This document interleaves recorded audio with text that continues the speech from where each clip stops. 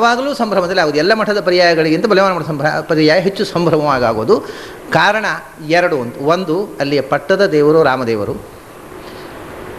ಎರಡು, ಅಲ್ಲಿ ಆಚಾರ್ಯರ ಸರ್ವಮೂಲ ಗ್ರಂಥದ ಹಸ್ತ ಮೂಲಪ್ರತಿ ಇದೆ. ಅದು ಶ್ರೀಕರ ಅಂತ. ಅದು ಇದ್ದಲ್ಲಿ ಸಂಪತ್ತು ಅಂತ. ಅದು ಸಂಪತ್ಕರ. ಪಲಿಮಾರು ಮಠ ನಿತ್ಯ ರಾಮರಾಜ್ಯ ಅಂತ ಪ್ರಸಿದ್ಧಿ ಬಂದದ್ದೇ ಆ ಪುಸ್ತಕದಿಂದ.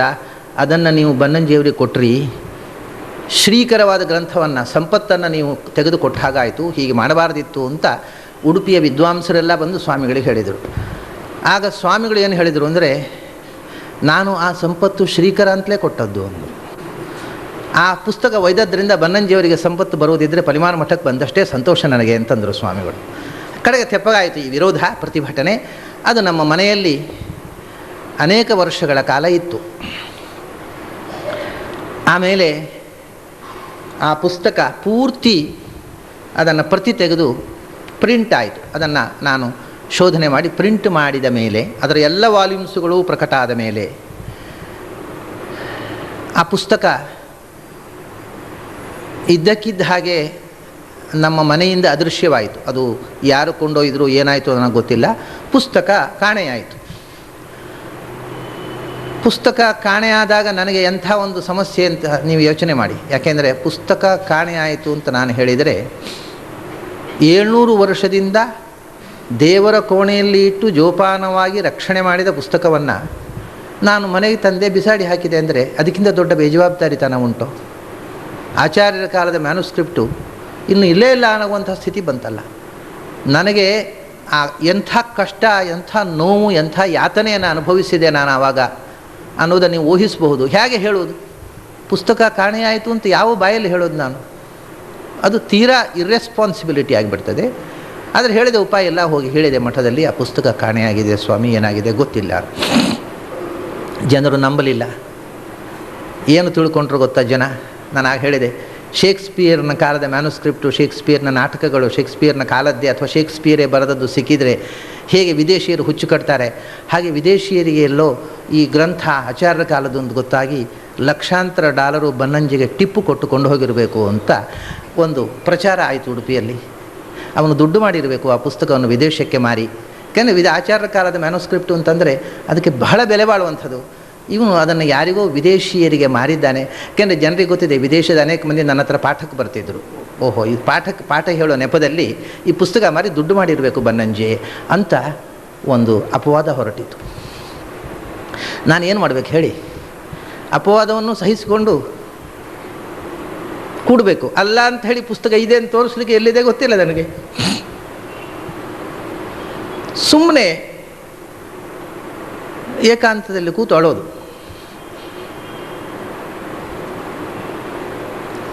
ಋಷಿಕೇಶ ತೀರ್ಥರ ಪಾಠವನ್ನು ಹಗಲು ರಾತ್ರಿ ಕೂತು ಪ್ರತಿ ತೆಗೆದು ಅದನ್ನು ಮುದ್ರಣ ಮಾಡಿದ್ದಕ್ಕೆ ಈ ಪ್ರತಿಫಲ ಕೊಟ್ಟರಲ್ಲ ದೇವರು. ಯಾಕೆ ಹೀಗಾಯಿತು ಅಂತ ಸುಮ್ಮನೆ ನಾನು ಏಕಾಂತದಲ್ಲಿ ಅಳುತ್ತಾ ಕೂತೆ. ಅದನ್ನು ಪ್ರತಿಭಟನೆ ಮಾಡುವುದಕ್ಕೆ ನನ್ನ ಹತ್ರ ಏನೂ ಸಾಧನೆ ಇಲ್ಲ. ವಿದೇಶಕ್ಕೆ ಮಾರಿದ್ದಾನೆ ಅಂತ ಎಲ್ಲಿ ತನಕ ಅಂದರೆ, ಒಂದು ಪ್ರಸಂಗದಲ್ಲಿ ಹುಬ್ಬಳ್ಳಿ ಹತ್ತಿರ ಮುಕುಟಗಾನ ಹುಬ್ಬಳ್ಳಿ ಅಂತ ಒಂದು ಊರಿದೆ. ಮುಕುಟಗಾನ ಹುಬ್ಬಳ್ಳಿಯಲ್ಲಿ ಪಲಿಮಾರು ಸ್ವಾಮಿಗಳು ದೊಡ್ಡವರು ಮತ್ತು ಪೇಜಾವರ ಸ್ವಾಮಿಗಳು ಇಬ್ಬರು ಅಲ್ಲಿ ಇದ್ದಾಗ, ಒಬ್ಬರು ಜ್ಯೋತಿಷಿಗಳು ಅಂಜನ ಹಾಕುವವರು, ಆ ಪುಸ್ತಕ ಎಲ್ಲಿದೆ ಅಂತ ನಾನು ಅಂಜನದಲ್ಲಿ ನೋಡಿ ಹೇಳ್ತೇನೆ ಅಂತ ಹೇಳಿದರು. ಇವೆಲ್ಲ ವಿಷಯಗಳು ಗೊತ್ತಿರಬೇಕು ನಿಮಗೆ, ಏನೆಲ್ಲ ನಡೆಯುತ್ತೆ ಪ್ರಪಂಚದಲ್ಲಿ ವಿಚಿತ್ರ ಅಂತ. ನಾವು ಅಂಜನ ಹಾಕಿ ಹೇಳುತ್ತೇವೆ ಅಂತ ಹೇಳಿದರು. ದೊಡ್ಡ ಸ್ವಾಮಿಗಳಿಗೆ ಪಾಪ ಅಂಜನ ಹಾಕಿ ಪುಸ್ತಕ ಇಲ್ಲಿದೆ ಅಂತ ಗೊತ್ತಾಗುತ್ತೆ ಅಂತ ಬಹಳ ಸಂತೋಷಪಟ್ಟು ಆಯಿತು ಹೇಳ್ರಿ. ಅವರು ಅಂಜನ ಹಾಕಿದರು.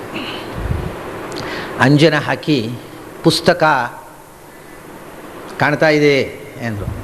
ಸಂತೋಷ ಆಯಿತು ಸ್ವಾಮಿಗಳಿಗೆ. ಪುಸ್ತಕ ಕಾಣ್ತಾ ಇದೆ ಅಂಜನದಲ್ಲಿ, ಋಷಿಕೇಶ ತೀರ್ಥರ ಪುಸ್ತಕ ಕಾಣ್ತಾ ಇದೆ. ಅದು ಎಲ್ಲಿದೆ? ಅದು ಬನ್ನಂಜಿಯವರ ಮನೆಯಲ್ಲೇ ಇದೆ. ಅವರ ಮನೆ ಕಾಣ್ತಾ ಇದೆ, ಬನ್ನಂಜಿಯವರು ಕಾಣ್ತಾ ಇದ್ದಾರೆ, ಆ ಪುಸ್ತಕವೂ ಕಾಣ್ತಾ ಇದೆ, ಅವರ ಮನೆಯಲ್ಲೇ ಇದೆ. ಅವರು ಅದು ಕಳವಾಗಿದೆ ಅಂತ ಸುಳ್ಳು ಹೇಳಿದ್ದು ಅಂತ ಹೇಳಿದರು. ಅಂಜನ ನೋಡಿ ಹೇಳಿದ ಮೇಲೆ ಸ್ವಾಮಿಗಳು ನಂಬುವ ಪ್ರಸಂಗ ಬಂತು. ಈಗ ನೋಡಿ ಎಷ್ಟೆಲ್ಲ ಪರಿಸ್ಥಿತಿಗಳು. ಅಂಜನ ನೋಡಿ ಒಬ್ಬರು ಜೋಯಿಸರು ಹೇಳಿದರು, ಅದು ಬನ್ನಂಜಿಯವರ ಮನೆಯಲ್ಲೇ ಇದೆ, ಅವರು ಅದನ್ನು ಇಟ್ಟುಕೊಂಡು ಸುಳ್ಳು ಹೇಳಿದ್ದಾರೆ ಇಲ್ಲ ಅಂತ ಹೇಳಿ ಅಂತ. ದೊಡ್ಡ ಸ್ವಾಮಿಗಳು ಬಹಳ ಮಗುವಿನ ಹಾಗೆ ಮುಗ್ಧ. ಅವ್ರು ನಂಬಿಬಿಡ್ತಿದ್ರೋ ಏನೋ. ಪೇಜಾವರ ಸ್ವಾಮಿಗಳು ಸ್ವಲ್ಪ ವ್ಯವಹಾರ ಕುಶಲರು. ಅವರಿಗೆ ಸಂಶಯ ಬಂತು, ಈ ಮನುಷ್ಯ ಹೇಳಿದ್ದು ಎಷ್ಟರ ಮಟ್ಟಿಗೆ ಅಥೆಂಟಿಕ್ಕು ಅಂತ ಪರೀಕ್ಷಿಸಬೇಕು ಅಂತ. ಹೌದಾ, ಏನೆಲ್ಲ ಕಾಣ್ತಾ ಇದೆ ನಿಮಗೆ ಅಂತ ಕೇಳಿದರು ಪೇಜಾವರ ಸ್ವಾಮಿಗಳು. ಅದು ಬನ್ನಂಜಿಯವರು ಕಾಣ್ತಾ ಇದ್ದಾರೆ, ಅವರ ಮನೆ ಕಾಣ್ತಾ ಇದೆ, ಆ ಪುಸ್ತಕವೂ ಕಾಣ್ತಾ ಇದೆ, ಎಲ್ಲ ಅವ್ರ ಮನೆಯಲ್ಲೇ ಅವರು ಇದ್ದಾರೆ, ಅವ್ರ ಪುಸ್ತಕವೂ ಇದೆ.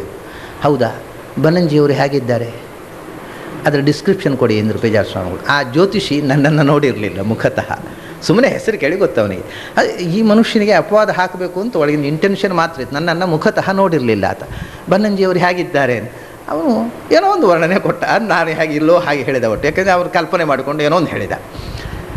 ತಕ್ಷಣ ಪೇಜಾವರ ಸ್ವಾಮಿಗಳು ಹೇಳಿದರು, ನಿಮಗೆ ಹೃಷಿಕೇಶ ತೀರ್ಥರ ಪುಸ್ತಕವೂ ಕಾಣ್ತಾ ಇಲ್ಲ, ಬನ್ನಂಜಿಯವರು ಕಾಣ್ತಾ ಇಲ್ಲ, ಅವರ ಮನೆಯೂ ಕಾಣ್ತಾ ಇಲ್ಲ, ಸುಮ್ಮನೆ ಯಾಕೆ ಸುಳ್ಳು ಹೇಳ್ತೀರಾ ಅಂತ ಕೇಳಿದರು. ಅಲ್ಲಿಗೆ ತೆಪ್ಪಗೆ ಹೊರಟೋದ್ರು ಅವರು. ಭಗವಂತ ಒಂದು ಕಡೆ ಮಾನ ಉಳಿಸಿದ. ಆಮೇಲೆ ಮತ್ತೊಬ್ಬ ಜ್ಯೋತಿಷಿಗಳು ಬಂದರು. ಅವರ ಹೆಸರು ಗೋವಿಂದ ಭಟ್ರು ಅಂತ. ಅವರು ಪರಿವಾರ ಸ್ವಾಮಿಗಳ ಹತ್ರ ಹೋದರು. ಹೋಗಿ ಆ ಪುಸ್ತಕ ಎಲ್ಲಿದ್ದರೂ ಹುಡುಕಿ ಕೊಡ್ತೇನೆ, ನನಗೆ ರಾಘವೇಂದ್ರ ಸ್ವಾಮಿಗಳ ಉಪಾಸನೆಯಿಂದ ಸಿದ್ಧಿ ಇದೆ, ಯಾರು ಕದ್ದರೂ ಅದನ್ನು ಯಾರು ಕದ್ದಮ ಎಲ್ಲಿದೆ ಅನ್ನೋದನ್ನು ತಕ್ಷಣ ನನಗೆ ಕಾಣುತ್ತೆ, ನಾನು ಅದನ್ನು ಹುಡುಕಿ ಕೊಡಬಲ್ಲೆ ಅಂತ ಹೇಳಿದರು ಪರಿವಾರ ಸ್ವಾಮಿಗಳು ದೊಡ್ಡವರ ಹತ್ರ.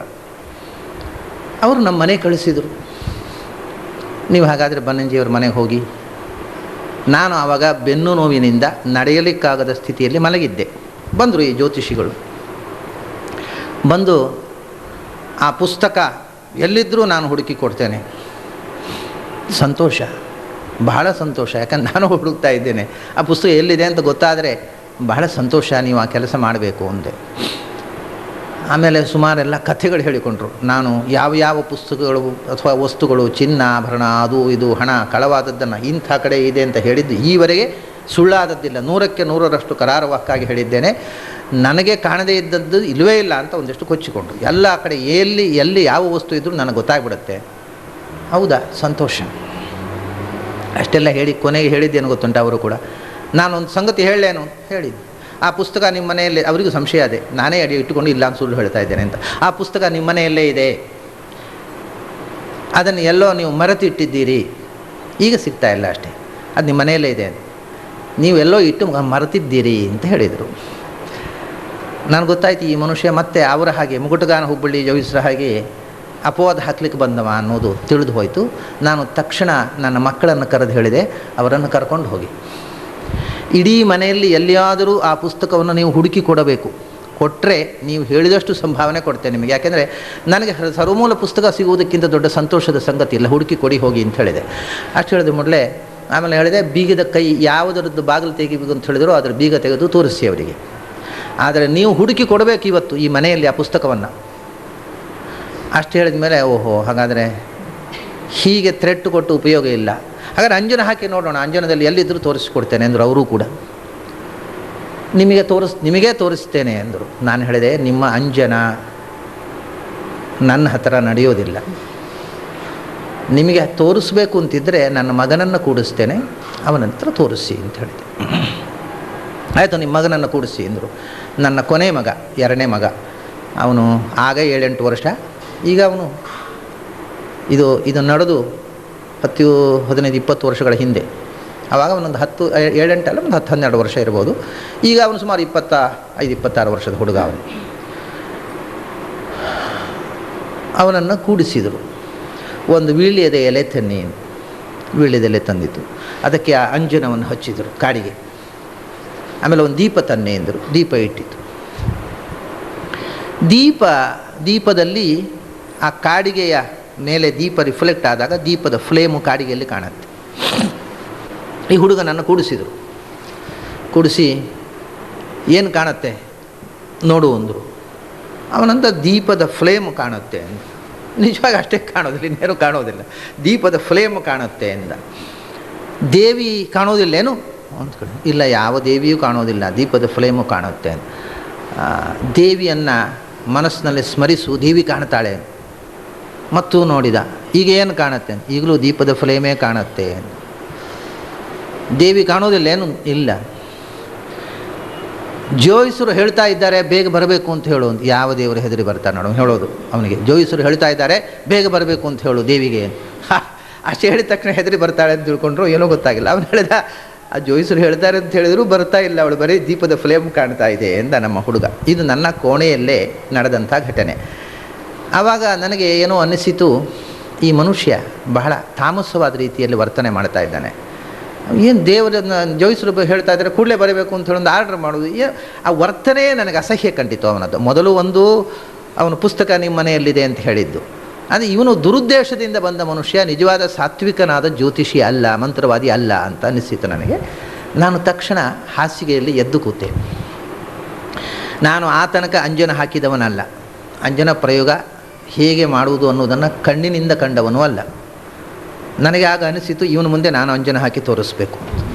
ನಾನು ಹೇಳಿದೆ, ನೀನು ಈ ಕೋಣೆಯ ಒಳಗೆ ಕೂತರೆ ಯಾವ ದೇವತೆಗಳೂ ಬರುವುದಿಲ್ಲ ಒಳಗೆ, ನೀನು ಹೊರಗೆ ಹೋಗು ಒಂದೇ, ಅವನು ಹೊರಗೆ ಹೋಗಿ ಕೂಡು ಅಂತ. ಆದರೆ ನೀನು ನೋಡಬೇಕಲ್ಲ ಏನು ನಡೀತು ಅನ್ನೋದನ್ನು. ಅದಕ್ಕೆ ಬಾಗಲ ಹೊಸ್ತಿಲಿನಿಂದ ಆಚೆ ಕೂಡು, ಒಳಗೆ ನೋಡ್ತಾ ಇರು, ನಾನು ಅಂಜನ ಹಾಕಿಸ್ತೇನೆ ನನ್ನ ಹುಡುಗನ ಹತ್ರ ಅಂತ ಹೇಳಿದೆ. ಸುಮ್ಮನೆ ಹುಚ್ಚು ಧೈರ್ಯ, ನಾನು ಅಷ್ಟವರೆಗೆ ಅಂಜನ ಹಾಕಿದವನಲ್ಲ. ಅವನು ಹೊರಗೆ ಕೂಡು ಅಂದೆ, ಅವನು ಹೊರಗೆ ಹೋಗಿ ಕೂತ ಮೇಲೆ ಅಪಸರ್ಪಂತು ತೇ ಭೂತಾಹ ಯೇ ಭೂತಾಹ ಭೂ ಸಂಸ್ಥಿತಾಹ ಅಂತ ಮನಸ್ಸಿನಲ್ಲಿ ಧ್ಯಾನ ಮಾಡ್ತಾ ಈ ಭೂತೋಚ್ಚಾಟನೆ ಮಾಡಿ ನನ್ನ ಮಗನ ಹತ್ರ ಹೇಳಿದೆ, ನೀನು ಪ್ರಾರ್ಥನೆ ಮಾಡಪ್ಪ, ರಾಘವೇಂದ್ರ ಸ್ವಾಮಿಗಳನ್ನು ಪ್ರಾರ್ಥನೆ ಮಾಡು. ಯಾಕೆಂದ್ರೆ ನಮ್ಮ ಮನೆಯಲ್ಲಿ ರಾಘವೇಂದ್ರ ಸ್ವಾಮಿಗಳ ದೊಡ್ಡ ಬೃಂದಾವನ ಇದೆ, ಗುಡಿ ಇದೆ. ಅವರಿಗೆ ಬಹಳ ಪ್ರಿಯವಾದ ಪುಸ್ತಕ ಅವರ ಸನ್ನಿಧಾನದಲ್ಲೇ ಇತ್ತು, ಅದು ಯಾಕೆ ಕಾಣೆಯಾಯಿತು? ಪ್ರಾರ್ಥನೆ ಮಾಡು, ರಾಘವೇಂದ್ರ ಸ್ವಾಮಿಗಳನ್ನು ಪ್ರಾರ್ಥನೆ ಮಾಡು ಮನಸ್ಸಿನಲ್ಲಿ ಅಂತ ಹೇಳಿದೆ. ಅವನು ತಕ್ಷಣ ಹೇಳಿದ, ಅಪ್ಪ ರಾಘವೇಂದ್ರ ಸ್ವಾಮಿಗಳು ಕಾಣ್ತಾ ಇದ್ದಾರೆ ಅಂತ ಅಂಜನದಲ್ಲಿ. ಈ ಮಂತ್ರವಾದಿ ನೀನು ದೂರ ಕೂಡು, ಒಳಗೆ ಬಂದರೆ ಹೋಗಿಬಿಡ್ತಾರೆ ರಾಘವೇಂದ್ರ ಸ್ವಾಮಿ, ನೀವು ಹೊರಗೆ ಕೊಡು ಅಂದೆ. ರಾಘವೇಂದ್ರ ಸ್ವಾಮಿಗಳು ಕಾಣ್ತಾ ಇದ್ದಾರೆ ಅಂಜನದಲ್ಲಿ ಅಂದ. ಹೇಗೆ ಕಾಣ್ತಾ ಇದ್ದಾರೆ ಅಂದರೆ ಫೋಟೋದಲ್ಲಿ ಕಂಡ ಹಾಗಲ್ಲ, ಅಥವಾ ವಿಗ್ರಹ ಆಗಲ್ಲ, ಅಲೈವ್. ಹೇಗಿದ್ದಾರೆ ಅಂದರೆ ಅವರು ಹೀಗೆ ಕೈಯಿಂದ ಅಭಯ ತೋರಿಸ್ತಾ ಇದ್ದಾರೆ, ನಗ್ತಾ ಇದ್ದಾರೆ ಅಂತ. ರಾಘವೇಂದ್ರ ಸ್ವಾಮಿಗಳು ನಗ್ತಾ ಕೈಯಿಂದ ಅಭಯ ಹಸ್ತದಿಂದ ನಮ್ಮನ್ನು ಸಂತೈಸ್ತಾ ಇದ್ದಾರೆ. ಆವಾಗ ಅದು ಹೇಳ್ದಲ್ಲ, 8, 9, 10 ವರ್ಷ ಹುಡುಗ. ಸರಿ, ಅವ್ರ ಹತ್ರ ಕೇಳಪ್ಪ, ಪ್ರಾರ್ಥಿಸಿಕೋ, ನಮಗೆ ಪುಸ್ತಕ ಬೇಕು, ಋಷಿಕೇಶ ತೀರ್ಥರು ಬರೆದ ಸರ್ವಮೂಲ ಪುಸ್ತಕ ಬೇಕು, ಅದು ಎಲ್ಲಿದೆ ಅದನ್ನು ತರಿಸಿಕೊಡಬೇಕು ಅಂತ ಪ್ರಾರ್ಥನೆ ಮಾಡು. ಅವನಿಗ ಆ ಹುಡುಗ ಹೇಳ್ತಾನೆ, ಹಿ ಕುಡ್ ಹಿಯರ್ ವರ್ಡ್ಸ್, ಹೆದರಬೇಡ ನಾನಿದ್ದೇನೆ ಅಂತ ಹೇಳ್ತಾ ಇದ್ದಾರೆ. ನಾನಿದ್ದೇನೆ, ಪುಸ್ತಕ ಬರುತ್ತೆ, ಹೆದರಬೇಡ. ಈ ಮಾತುಗಳನ್ನೆಲ್ಲ ಕಲ್ಪನೆ ಮಾಡಿ 8, 9 ವರ್ಷದ ಹುಡುಗ ಹೇಳೋದು ಸಾಧ್ಯ ಇಲ್ಲ. ಅವನು ಹೀಗೆ ಹೇಳ್ತಾ ಇದ್ದಾರೆ ಅಂತ ನನ್ನ ಹತ್ರ, ಹೆದರಬೇಡಪ್ಪ ನಾನಿದ್ದೇನೆ, ಪುಸ್ತಕ ತರಿಸಿಕೊಡ್ತೇನೆ ಅಂತ ಹೇಳ್ತಾ ಇದ್ದಾರೆ. ಸರಿ, ಅಷ್ಟು ಹೇಳಿ ಮುಂದೆ ಅಂದರೆ ಅಷ್ಟು ಹೇಳಿ ಅದೃಶ್ಯರಾದರು, ಒಂದು ಕಾಣೆಯಾಗಿಬಿಟ್ರು. ಈಗ ಏನೂ ಕಾಣಿಸ್ತಾ ಇಲ್ಲ. ನಾಳೆ ಅವರು ಪುಸ್ತಕ ತರಿಸಿಕೊಡ್ತೇನೆ ಅಂತ ಅಷ್ಟೇ ಹೇಳಿದರೆ ನಮಗೆ ಯಾವಾಗ ಏನು ಒಂದು ಗೊತ್ತಾಗಿಲ್ಲ, ಎಲ್ಲಿದೆ ಅಂತ ಗೊತ್ತಿಲ್ಲ, ಯಾವ ಬರುತ್ತೆ ಅಂತ ಗೊತ್ತಿಲ್ಲ, ಪುಸ್ತಕ ಎಲ್ಲಿದೆ ಅಂತ ತೋರಿಸಲಿಕ್ಕೆ ಪ್ರಾರ್ಥನೆ ಮಾಡುವಂಥ. ಬಹಳ ವಿಚಿತ್ರ. ಅವನು ಹೇಳಿದ, ರಾಘವೇಂದ್ರ ಸ್ವಾಮಿಗಳು ಪುನಃ ಕಾಣಿಸ್ತಾ ಇದ್ದಾರೆ. ಇನ್ನೂ ಒಂದು ವಿಚಿತ್ರ ಅಂದರೆ, ನಾನು ಬರೀ ರಾಘವೇಂದ್ರ ಸ್ವಾಮಿಗಳನ್ನು ಪ್ರಾರ್ಥನೆ ಮಾಡುವಂತ ಅವನ ಹತ್ರ ಹೇಳಿದ್ದು. ನಮ್ಮ ಗ್ರಾಮ ದೇವತೆ, ನಮ್ಮ ಮನೆಯ ಸಮೀಪದಲ್ಲೇ ಒಂದು ದೇವಸ್ಥಾನ ಇದೆ, ಅಲ್ಲಿ ಒಂದು ಮಹಾಕಾಳಿ ದೇವಸ್ಥಾನ, ಅದು ಮಹಾಕಾಳಿ ಟೆಂಪಲ್. ಹುಡುಗ ಹೇಳಿದ, ಅಪ್ಪ ಒಂದು ಕಡೆ ರಾಘವೇಂದ್ರ ಸ್ವಾಮಿಗಳು,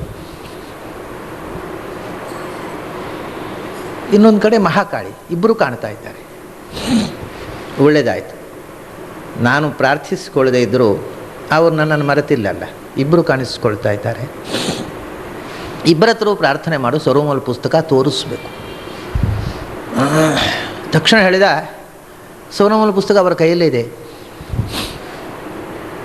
ಏಕೆಂದರೆ ಆ ಪುಸ್ತಕವನ್ನು ಅವನ ಮನೆಯಲ್ಲಿ ನೋಡಿದ್ದಾನೆ, ಅವನಿಗೆ ಗುರ್ತಿದೆ. ಆ ತಾಡವಾಲೆ ಪುಸ್ತಕ ಸುಮಾರು ಇಷ್ಟು 3 ಫೀಟ್ ಉದ್ದ ಆಗ್ಬೋದು, 1.5 ಇಂಚು ದಪ್ಪ ಅಂಥ, ಇಷ್ಟು ಥಿಕ್ನೆಸ್ಸು, ಒಟ್ಟು ಒಂದು 6 ಇಂಚು ಥಿಕ್ನೆಸ್ ಇದೆ ಅದು ಮ್ಯಾನುಸ್ಕ್ರಿಪ್ಟ್. ಇಷ್ಟು ದಪ್ಪದ 3 ಫೀಟ್ ಉದ್ದದ ಒಂದು ಮ್ಯಾನುಸ್ಕ್ರಿಪ್ಟ್ ಅದು. ಅದನ್ನು ಒಂದು ತುದಿಯಲ್ಲಿ ರಾಘವೇಂದ್ರ ಸ್ವಾಮಿಗಳು ಹಿಡ್ಕೊಂಡಿದ್ದಾರೆ, ಇನ್ನೊಂದು ತುದಿಯಲ್ಲಿ ಮಹಾಕಾಳಿ.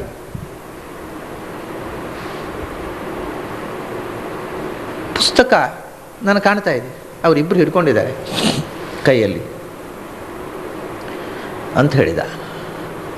ಸರಿ, ಮುಂದಿನ ಪ್ರಶ್ನೆ ನಾನು ಹಾಕೋ ಮುಂಚೆ ಅದು ಪುಸ್ತಕ ಹಿಡ್ಕೊಂಡು ತೋರಿಸಿ ಹೊರಟೋದ್ರು. ಪುನಃ ಡಿಸಪಿಯರ್ಡ್, ದ ವಿಷನ್ ಡಿಸಪಿಯರ್ಡ್. ನಾನು ಹೇಳಿದೆ, ಅಲ್ಲಪ್ಪ ಆ ಪುಸ್ತಕ, ಅವರು ಪುಸ್ತಕ ತೋರಿಸಿದ್ರೆ ಸಾಲದು, ಪುಸ್ತಕ ಎಲ್ಲಿದೆ ಅಂತ ತೋರಿಸಬೇಕು, ನಮಗೆ ಪ್ರಾರ್ಥನೆ ಮಾಡೋದು. ಪುನಃ ಮಹಾಕಾಳಿ ಮತ್ತು ರಾಘವೇಂದ್ರ ಸ್ವಾಮಿಗಳು ಕಾಣ್ತಾ ಇದ್ದಾರೆ. ಅವರು ನನ್ನನ್ನು ಕರ್ಕೊಂಡು ಹೋಗ್ತಾ ಇದ್ದಾರೆ ಒಂದು ಕಡೆಗೆ ಅಂತ. ಎಲ್ಲಿ ಕರ್ಕೊಂಡು ಹೋಗ್ತಾರೆ? ನನ್ನನ್ನು ಉಡುಪಿ ಕರ್ಕೊಂಡು ಹೋದರು. ಉಡುಪಿಯ ಹತ್ತಿರ ಒಂದು ದೊಡ್ಡ ಮಾಳಿಗೆಯ ಮನೆ, ಅದು ಯಾವುದು ಅಂತ ಗೊತ್ತಾಗೋದಿಲ್ಲ ಅವನಿಗೆ. ಯಾವ ಮನೆ? ಒಂದು ಉಪ್ಪರಿಗೆಯ ದೊಡ್ಡ ಕಟ್ಟಡ. ಅದರ ಒಳಗೆ ಹೋದರು. ಒಳಗೆ ಹೋಗಿ ಇವನು ಹೇಳ್ತಾನೆ, ಒಳಗೆ ಆ ಮಹಾದ್ವಾರದಲ್ಲಿ ಒಳಕ್ಕೆ ಹೋಗಿ ಎಡಕ್ಕೆ ಹೋದರು. ಎಡಕ್ಕೆ ಹೋದಾಗ ಒಂದು ಬಾಗಿಲಿದೆ, ಮತ್ತೊಂದು ಬಾಗಿಲು, ಒಳಗಡೆ ಒಂದು ಕೋಣೆಯ ಬಾಗಿಲು. ಆ ಕೋಣೆಯ ಒಳಗೆ ಹೋದರು. ಆ ಕೋಣೆಯ ಒಳಗೆ ಹೋದರೆ ಅಲ್ಲಿ ಮತ್ತೆ ಬಲಕ್ಕೆ ತಿರುಗಿದರೆ ಒಂದು ಬಾಗಿಲಿದೆ. ಆ ಬಾಗಿಲನ್ನು ತೆಗೆದರೆ ಅಲ್ಲಿ ಮೆಟ್ಟಲಿದೆ. ಆ ಮೆಟ್ಟಲಿನಿಂದ ಉಪ್ಪರಿಗೆಯ ಮೇಲೆ ಹೋದರು. ಉಪ್ಪರಿಗೆಯ ಮೇಲೆ ಹೋದರೆ ಪುನಃ ಒಂದು ಬಾಗಿಲಿನಿಂದ ಮತ್ತೊಂದು ಕೋಣೆಗೆ ಹೋಗುತ್ತೆ. ಆ ಕೋಣೆಯ ಬಾಗಿಲಿನ ಬಲಬದಿಯಲ್ಲಿ ಗೋಡೆಯಲ್ಲಿ ಒಂದು ಹಲಿಗೆ ಇದೆ, ಹಲಿಗೆ ಮೇಲೆ ಪುಸ್ತಕ ಇದೆ ಅಂತ ಇಷ್ಟು ಡಿಸ್ಕ್ರಿಪ್ಷನ್ ಕೊಟ್ಟ. ಅದು ಎಲ್ಲಿ ಅಪ್ಪ? ಯಾವ ಕಟ್ಟಡ ಅದು? ಅದು ಗೊತ್ತಾಗೋದಿಲ್ಲಪ್ಪ ಅಂತಾನೆ. ಕಟ್ಟಡದ ಒಳಗಿನ ಎಲ್ಲ ಡಿಸ್ಕ್ರಿಪ್ಷನ್ ಕೊಡ್ತಾನೆ, ಆದರೆ ಅದು ಯಾವ ಕಟ್ಟಡ ಅಂತ ಗೊತ್ತಾಗೋದಿಲ್ಲ. ಸರಿ, ಹಾಗಾದರೆ ಇನ್ನೇನು ಮಾಡೋದು? ಈಗ ಅದು ಎಲ್ಲಿದೆ ಅಂತ ಗೊತ್ತಾದರೂ ಎಲ್ಲಿದೆ ಅಂತ ಗೊತ್ತಾಗಲಿಲ್ಲ ಅಂತ ಆಯ್ತು. ಈಗ ಆ ಪುಸ್ತಕ ನಮಗೆ ಬರಬೇಕಲ್ಲ, ಅದಕ್ಕೆ ನಾವು ಏನು ಮಾಡಬೇಕು? ಅದು ನಮಗೆ ಸಿಗಬೇಕಾಗಿದೆ, ನಾವು ಏನು ಮಾಡಬೇಕು ಅಂತ ಪ್ರಾರ್ಥನೆ ಮಾಡು ರಾಘವೇಂದ್ರ ಸ್ವಾಮಿಗಳ ಹತ್ರ. ಮತ್ತೆ ಪುನಃ ಮಹಾಕಾಳಿ ಪುಸ್ತಕ ತೋರಿಸಿ ಹೊರಟೋಗ್ಬಿಟ್ರು. ಮತ್ತು ಬರೀ ರಾಘವೇಂದ್ರ ಸ್ವಾಮಿಗಳು ಬಂದರು. ಆ ಪುಸ್ತಕ ನಮಗೆ ಬರಬೇಕಾದರೆ ನಾನು ಏನು ಮಾಡಬೇಕು ಕೇಳು. ಅದಕ್ಕೆ ರಾಘವೇಂದ್ರ ಸ್ವಾಮಿಗಳು ಹೇಳಿದರಂತೆ ಅವನಿಗೆ. ಅವನು ಹೇಳ್ತಾನೆ, ನೀನೇನು ಮಾಡುವುದು ಬೇಡ, ನೀನು ಮಾಡಿದ್ದಲ್ಲಿ ನನಗೆ ಪೂರ್ತಿ ತೃಪ್ತಿ ಇದೆ, ಪುಸ್ತಕ ಬರುತ್ತೆ, ನಿಶ್ಚಿಂತೆಯಿಂದ ಇರು, ನೀನೇನೂ ಮಾಡಬೇಕಾದ್ದಿಲ್ಲ ಅಂತ ಹೇಳ್ತಾರೆ. ಆಮೇಲೆ ಹೇಳಿದ, ಹಾಗೆ ಮಾಡಬೇಕು, ಏನಾದರೂ ಮಾಡಬೇಕು ಅಂತ ನಿನಗೆ ಆಸೆ ಇದ್ದರೆ ನನಗೊಂದು ಹೂವಿನ ಪೂಜೆ ಮಾಡಿಸು ಅಂತ ಹೇಳ್ತಾರೆ. ಇದೇನು ವಿಚಿತ್ರ, ಎಲ್ಲಿ ಹೂವಿನ ಪೂಜೆ ಮಾಡಿಸ್ಬೇಕು ಕೇಳಿದೆ ನಾನು. ಇದೆಲ್ಲವನ್ನು ಕೇಳ್ತಾ ಇದ್ದಾನೆ ಆ ಜ್ಯೋತಿಷಿ ಹೊರಗಡೆ ಕೂತ್ಕೊಂಡು. ಎಲ್ಲಿ ಹೂವಿನ ಪೂಜೆ ಮಾಡಿಸ್ಬೇಕು? ನಮ್ಮ ಮನೆಯಲ್ಲಿ ಮಾಡಿಸ್ಬೇಕೋ, ಅಥವಾ ಉಡುಪಿಯಲ್ಲಿ ಕೃಷ್ಣ ಮಠದ ಎದುರುಗಡೆ ಒಂದು ರಾಯರ ಬೃಂದಾವನ ಗುಡಿ ಇದೆ, ಅಲ್ಲಿ ಮಾಡಿಸ್ಬೇಕೋ, ಅಥವಾ ಮಂತ್ರಾಲಯದಲ್ಲಿ ಮಾಡಿಸ್ಬೇಕು? ಎಲ್ಲಿ ಮಾಡಿಸ್ಬೇಕು ಕೇಳು ಅಂದೆ ಅವನ ಹತ್ರ. ಅದಕ್ಕೆ ಹೇಳ್ತಾನೆ ಅವನು, ಅಪ್ಪ ರಾಘವೇಂದ್ರ ಸ್ವಾಮಿಗಳು ಹೇಳ್ತಾರೆ, ಮಂತ್ರಾಲಯದಲ್ಲಿ ಯಾಕೆ, ಉಡುಪಿಯಲ್ಲಿ ಯಾಕೆ, ನಾನು ಇಲ್ಲಿಲ್ಲೇನು, ಇಲ್ಲೇ ಮಾಡು ಅಂತ ಹೇಳ್ತಾರೆ ಅಂದ. ಸರಿ ಆಯ್ತಪ್ಪ, ಮಾಡಿಸ್ತೀನಿ. ಅಲ್ಲಿಗೆ ಪುಸ್ತಕ ನಾನು ತರಿಸಿ ಕೊಡ್ತೇನೆ, ನೀನೇನೂ ಮಾಡಬೇಡ, ಇಷ್ಟು ನಿರ್ದೇಶ ಆಯ್ತಲ್ಲ. ಅಲ್ಲಿಂದ ಆ ಹುಡುಗನನ್ನು ಸಾಕು, ಏಳು ಅಂಜನ ಕಂಡದ್ದು ಸಾಕು. ಆ ಮಂತ್ರವಾದಿಯನ್ನು ಗೊತ್ತಾಯ್ತಲ್ಲ ಅಂಜನ ಹಾಕುವುದು ಏನು ಅಂತ, ನಿನಗೆ ಹಾಕ್ಲಿಕ್ಕೆ ಬರಲಿಲ್ಲ, ನಾನು ಹಾಕಿ ತೋರಿಸಿ, ಇನ್ನು ಹೊರಟು ಹೋಗು ಅಂತ ಹೇಳಿದೆ. ಆಮೇಲೆ ಆ ಮನುಷ್ಯ ಅದರ ಮಾರನೇ ದಿವಸ, ಆ ಮಂತ್ರವಾದಿ ಮಾರನೇ ದಿವಸವೋ ಅಥವಾ ಅದನ್ನು ಕೆಲವು ದಿವಸ ನಂತರವೋ ಏನೋ, ನಾನು ಸ್ವಲ್ಪ ನೋವು ಕಮ್ಮಿಯಾಗಿ ಪೇಟೆಗೆ ಹೋಗಿದ್ದೆ ಕಾರ್ನಲ್ಲಿ. ಆ ಸಮಯದಲ್ಲಿ ಮನೆಗೆ ಬಂದು ತೋಟಕ್ಕೆ ಪ್ರದಕ್ಷಿಣೆ ಹಾಕಲಿಕ್ಕೆ ಹತ್ತಿದಂತೆ. ತೋಟಕ್ಕೆ ಪ್ರದಕ್ಷಿಣೆ ಹಾಕುವುದನ್ನು ನೋಡಿ ನಮ್ಮ ಮನೆ ಮಂದಿ, ನನ್ನ ಮಕ್ಕಳು, ನನ್ನ ಹೆಂಡತಿ ಎಲ್ಲ ಹೆದರಿದರು, ಏನೋ ಮಂತ್ರವಾದ ಮಾಡ್ತಾನೆ ಇವನು. ತೋಟಕ್ಕೆ ಪ್ರದಕ್ಷಿಣೆ ಬರ್ತಾ ಇದ್ದಾನೆ ಸಂಜೆ ಹೊತ್ತು, ನಾನು ಇಲ್ಲದೇ ಇದ್ದಾಗ. ಹೆದರ್ಕೊಂಡು, ಇಲ್ಲ ಆತ ಎಂಥದೋ ಬಂದು ಮಾಡ್ತಾ ಇದ್ದಾನೆ, ನಮಗೇನಾದರೂ ತೊಂದರೆ ಮಾಡಿದರೆ ನಮಗೆ ಹೆದರಿಕೆ ಆಗುತ್ತೆ ಅಂದರು ನಮ್ಮ ಮನೆ ಮಂದಿ. ನಾನು ಹೇಳಿದೆ, ನೀವು ಯಾರೂ ಏನೂ ಹೆದರೋದು ಬೇಡ, ಅವನು ಏನೂ ಮಾಡಲಿಕ್ಕೆ ಆಗೋದಿಲ್ಲ, ಅದ್ರ ಬಗ್ಗೆ ನೀವು ನಿರ್ಭಯವಾಗಿರಿ. ಮರುದಿವಸ ಒಬ್ಬ ಮೆಸೆಂಜರನ್ನು ಕಳಿಸಿದ ಆತ.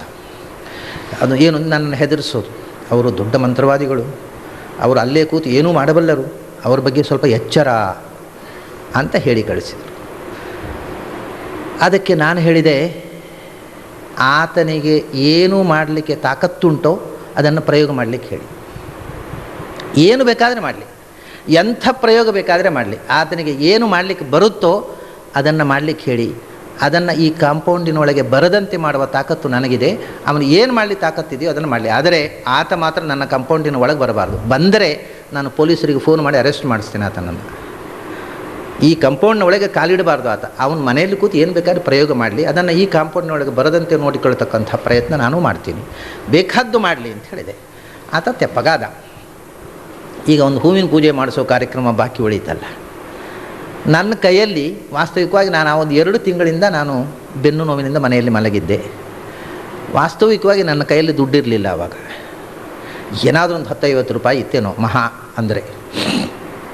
ಹೂವಿನ ಪೂಜೆ ಆಗಬೇಕು, ಎದ್ದು ಸ್ನಾನ ಮಾಡಿ ಚಕ್ಕಳ ಮಕ್ಕಳ ಹಾಕಿ ಕೂತು ಪೂಜೆ ಮಾಡಲಿಕ್ಕೂ ಸ್ಥಿತಿಯಲ್ಲಿ ನನಗೆ ಆ ಪರಿಸ್ಥಿತಿಯಲ್ಲಿ ಸಾಧ್ಯ ಇರಲಿಲ್ಲ.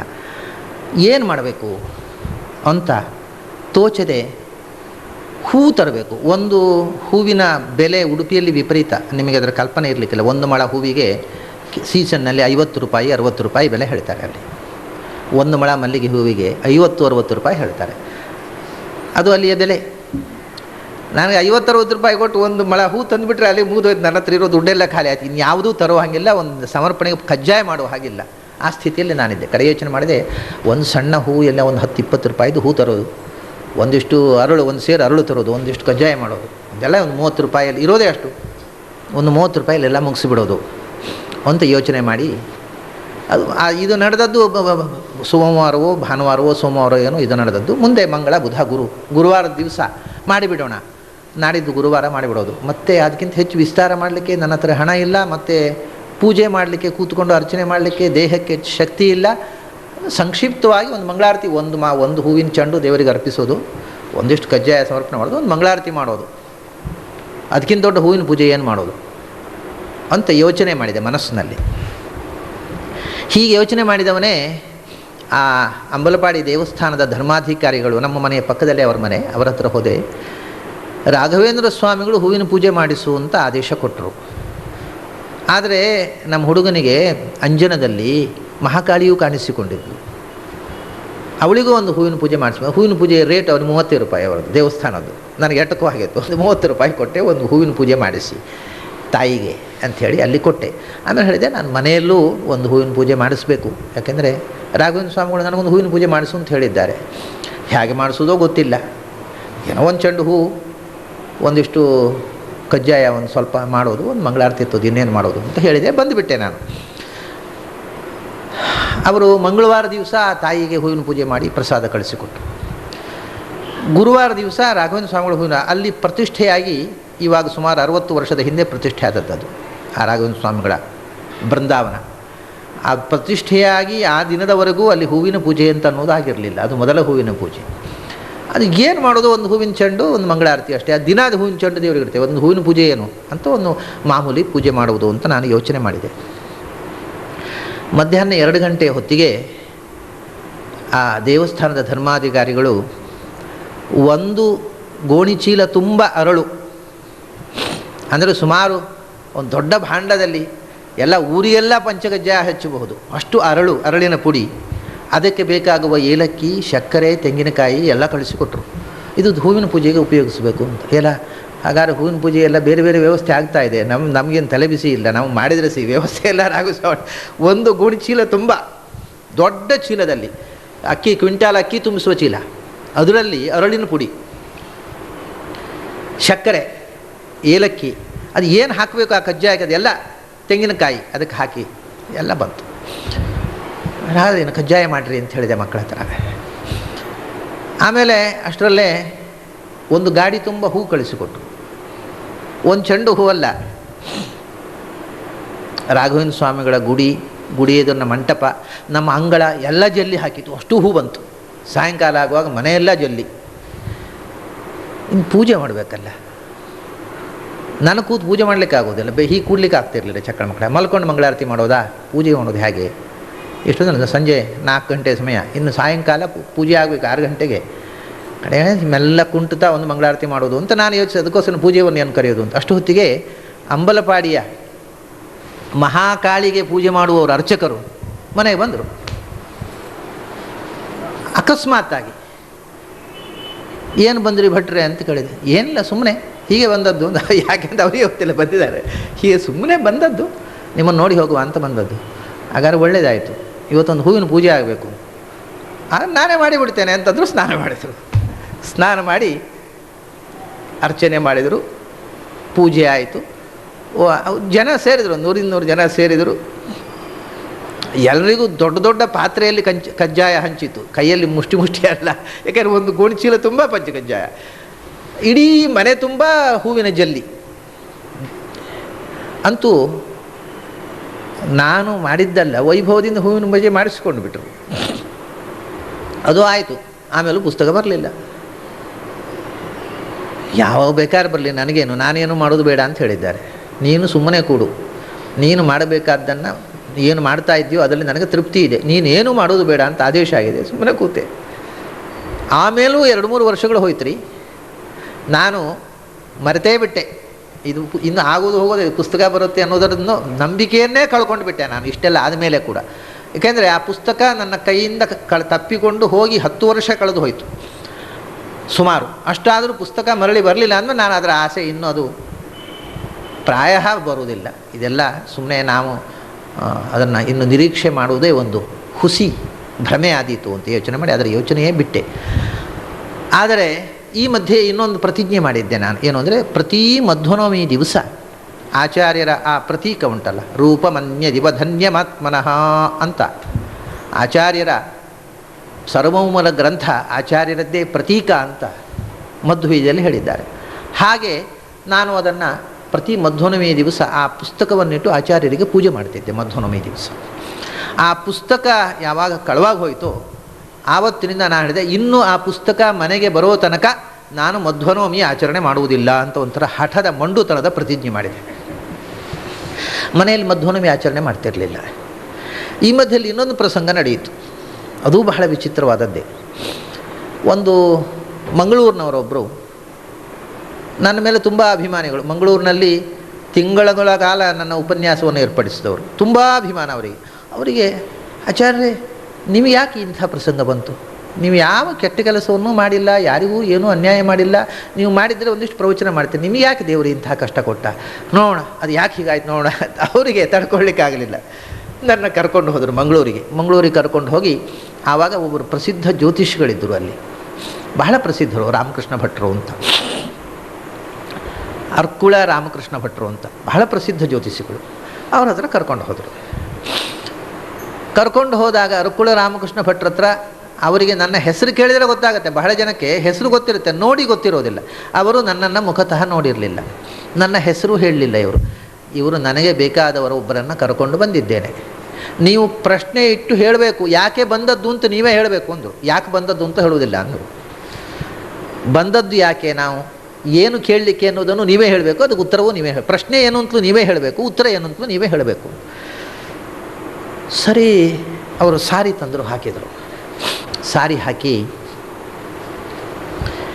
ತಕ್ಷಣ ಹೇಳಿದರು, ಇದು ನಷ್ಟ ಪ್ರಶ್ನೆ, ಯಾವುದೋ ಒಂದು ವಸ್ತು ಕಳವಾದದ್ದನ್ನು ಕೇಳಲಿಕ್ಕೆ ಬಂದಿದ್ದೀರಿ ಅಂದರು. ವಿಷಯಕ್ಕೆ ಬಂದರು, ಸಬ್ಜೆಕ್ಟಿಗೆ ಬಂದರು. ವಿಷಯ ಹೌದು, ಯಾವುದು ಕಳವಾದದ್ದು ಹೇಳ್ರಿ ಎಂತದ್ದು. ಅವ್ರು ನನ್ನ ಜೊತೆಗೆ, ನಾನು ಏನೂ ಮಾತಾಡಲಿಲ್ಲ, ನನ್ನ ಜೊತೆಗೆ ನನ್ನ ಕರ್ಕೊಂಡು ಹೋದವರು, ಏನು ನಷ್ಟವಾದದ್ದು ಕಳವಾದದ್ದು ಏನು ಹೇಳ್ರಿ ಅಂತಂದರು. ಆಗ ಅವರು ಪುನಃ ಸಾರಿ ಹಾಕಿದರು, ಇದು ದೇವತಾ ಸನ್ನಿಧಾನ ಇರತಕ್ಕ ಒಂದು ವಸ್ತು, ಪ್ರತಿಮೆ ಇರಬಹುದು ಅಥವಾ ಶಾಲಗ್ರಾಮ ಇರಬಹುದು, ದೇವತಾ ಸನ್ನಿಧಾನ ಇರುವ ವಸ್ತು ಅಂತ ಕಂಡು ಬರ್ತಾ ಇದೆ. ಯಾವುದಾದ್ರೂ ಪ್ರತಿಮೆ ಕಳವಾಗಿರ್ಬೋದು ಅಥವಾ ಶಾಲಗ್ರಾಮ ಇರಬೇಕು ಅಂದರು. ಅವಾಗ ಹೇಳಿದೆ, ಅಲ್ಲ, ಪ್ರತಿಮೆಯೂ ಅಲ್ಲ, ಶಾಲಗ್ರಾಮವೂ ಅಲ್ಲ. ಅವರಿಗೆ ಸ್ವಲ್ಪ ಆಶ್ಚರ್ಯ ಆಯಿತು. ಮತ್ತೊಮ್ಮೆ ಸಾರಿ ಹಾಕಿದರು. ಮತ್ತೊಮ್ಮೆ ಸಾರಿ ಹಾಕಿದಾಗಲೂ ಅದೇ ರಾಶಿ ಬರ್ತಾ ಇದೆ, ಅದೇ ಆರೂಢಕ್ಕೆ ಬರ್ತಾ ಇದೆ. ಅಂದರೆ ಮಹಾದೇವತಾ ಸನ್ನಿಧಾನ ಇರುವ ವಸ್ತು. ಅವರು ಹೇಳಿದರು, ಎಷ್ಟು ಬಾರಿ ಸಾರಿ ಹಾಕಿದರೂ ಇದು ದೇವತಾ ಸನ್ನಿಧಾನ ಇರುವ ಪ್ರತೀಕ ಅಂತ ಬರ್ತಾ ಇದೆ. ಆದ್ದರಿಂದ ಅದು ಶಾಲಗ್ರಾಮವೋ ಪ್ರತಿಮೆಯೋ ಅದು ಎಂಥದೋ ನನಗೆ ಗೊತ್ತಿಲ್ಲ, ಅಂತೂ ಮಹಾ ಸನ್ನಿಧಾನ ಇರುವ ಒಂದು ವಸ್ತು. ಹೌದೋ ಅಲ್ಲೋ ಹೇಳ್ರಿ. ಒಂದು ಪಕ್ಷಕ್ಕೆ ಅದು ಅಲ್ಲ ಅಂತಾದರೆ ನಾನು ಇವತ್ತಿನಿಂದ ಪ್ರಶ್ನೆ ಹೇಳುವುದನ್ನು ಬಿಡ್ತೇನೆ ಅಂದರು. ನಾನು ಹೇಳಿದೆ ನೀವು ಬಿಡಬೇಕಾದ ಪ್ರಸಂಗ ಬರಲಿಲ್ಲ. ಹೌದು, ಅದು ನಿತ್ಯ ಪೂಜೆ ನಡೀತಾ ಇದ್ದಂಥದ್ದು ಪುಸ್ತಕ, ಋಷಿಕೇಶ್ ತೀರ್ಥರು ಬರೆದಿಟ್ಟಂಥ ಸರ್ವಮೂಲ ಪುಸ್ತಕ. ಅದು ಸನ್ನಿಧಾನ, ಮಹಾ ಸನ್ನಿಧಾನ ಇರುವಂಥದ್ದು ಅಂತ ನೀವು ಹೇಳಿದ್ದು ನಿಜ ಅಂತ. ಈಗ ಆ ಪುಸ್ತಕ ಏನಾಯಿತು ಅನ್ನೋದನ್ನು ತಿಳಿಯಬೇಕು ನಮಗೆ. ಪುನಃ ಸಾರಿ ಹಾಕಿದರು. ಸಾರಿ ಹಾಕಿ ಅದನ್ನು ಬುದ್ಧಿಪೂರ್ವಕವಾಗಿ ಒಯ್ದಿದ್ದಾರೆ. ಯಾಕೆ ಒಯ್ದಿದ್ದಾರೆ ಅಂದರೆ ಎರಡು ಕಾರಣಕ್ಕೋಸ್ಕರ. ಒಂದು, ಋಷಿಕೇಶ್ ತೀರ್ಥರ ಪುಸ್ತಕ ಅಪೂರ್ವವಾದ ಸೊತ್ತು ತಮ್ಮದಾಗಬೇಕು ಅಂತ. ಎರಡನೇ ಉದ್ದೇಶ, ನಿಮಗೆ ಅಪವಾದ ಹಾಕಬೇಕು ಅಂತ.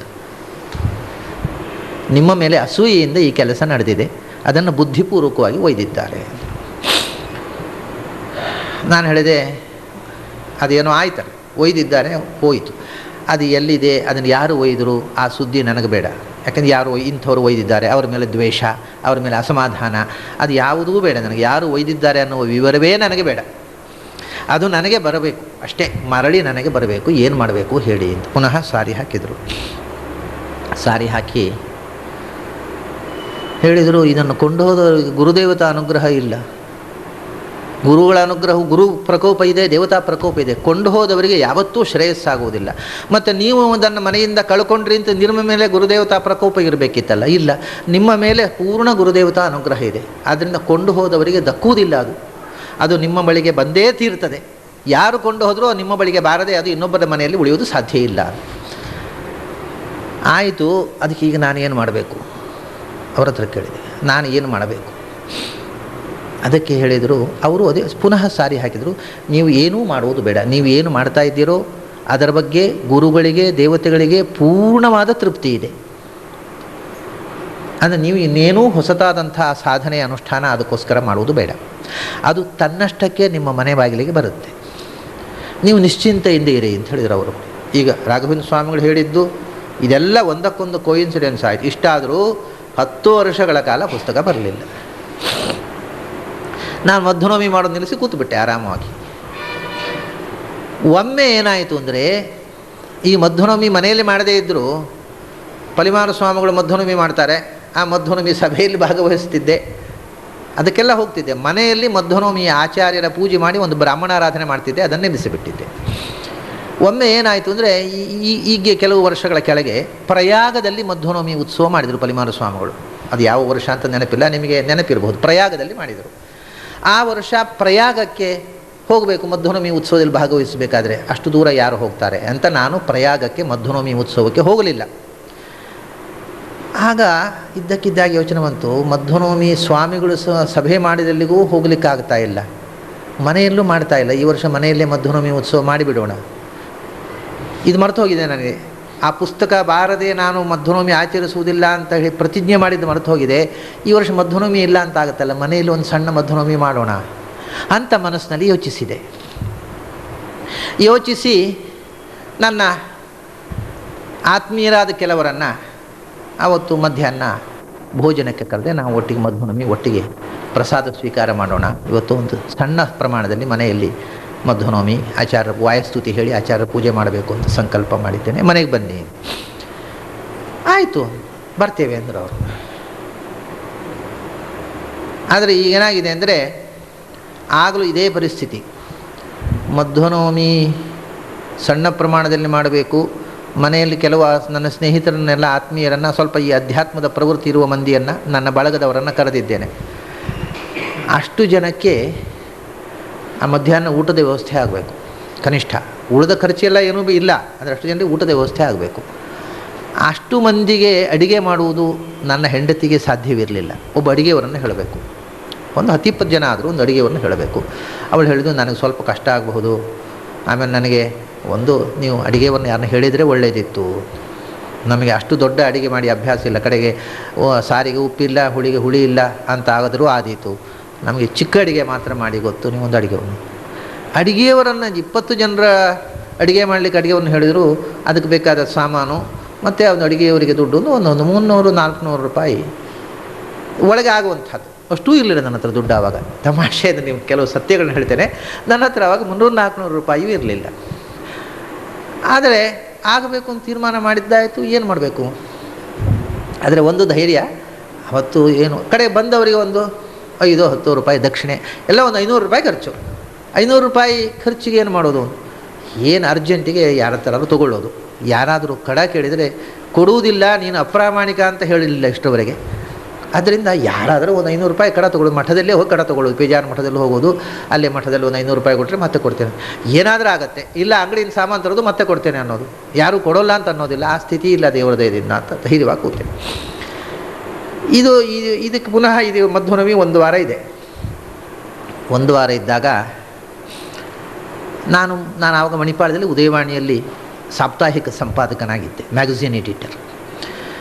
ಮಣಿಪಾಲದಿಂದ ನಾನು ಬಸ್ ಸ್ಟ್ಯಾಂಡಿಗೆ ಬರ್ತಾ ಇದ್ದಾಗ ಯಾವಾಗಲೂ ನಮ್ಮ ಮನೆಗೆ ಅಡುಗೆ ಬರುವವರು ಅಲ್ಲಿದ್ದಾರೆ ನಿಂತು, ನಮಸ್ಕಾರ ಆಚಾರ್ಯ ಅಂತ ಹೇಳಿದರು. ಏನು ರೀ ಇಲ್ಲಿ ಏನೋ ಹೀಗೆ ಹೋಗಿದ್ದೆ ಎಲ್ಲಿಗೋ, ಅಕಸ್ಮಾತ್ ಇಲ್ಲಿಗೆ ಬಂದೆ, ನೀವು ಸಿಕ್ಕಿದ್ದು ಒಳ್ಳೆಯದಾಯಿತು. ನಾಡ್ದು ಒಂದು ಮಧ್ವನವಮಿ ದಿವಸ ನಮ್ಮ ಮನೆಗೆ ಅಡುಗೆ ಬರಬೇಕು, ನೀವು ಆಯಿತು ಬರ್ತೇನೆ ಅಂದರು. ಅವನು ಹುಡುಕೋ ಕೆಲಸ ಹೋಯ್ತಾ, ಹೌದು ಅಲ್ಲೇ ಸಿಕ್ಕಿದ್ರು, ಮಣಿಪಾಲದ ಬಸ್ ಸ್ಟಾಪಿನಲ್ಲಿ ಸಿಕ್ಕಿದ್ರು, ಅವನು ಬುಕ್ ಮಾಡಿದೆ. ಆಮೇಲೆ ಇನ್ನೂ ದುಡ್ಡು ಆಗಬೇಕು ಒಂದು 500 ರೂಪಾಯಿ. ಅದು ಮುಗಿದು ಇನ್ನು ಮಧ್ವನವಮಿಗೆ ಒಂದು 3 ದಿವಸ ಇದೆ ಅನ್ನುವಾಗ ನಮ್ಮ ಮಣಿಪಾಲದ ಉದಯವಾಣಿಯ ಬಾಸ್ ಇದ್ದಾರಲ್ಲ, ಮ್ಯಾನೇಜಿಂಗ್ ಎಡಿಟರು ಸತೀಶ್ ಪೈ ಅಂತವರ ಹೆಸರು, ಅವರ ಮಗನಿಗೆ ಉಪನಯನ. ಆ ಉಪನಯನದ ದಿವಸ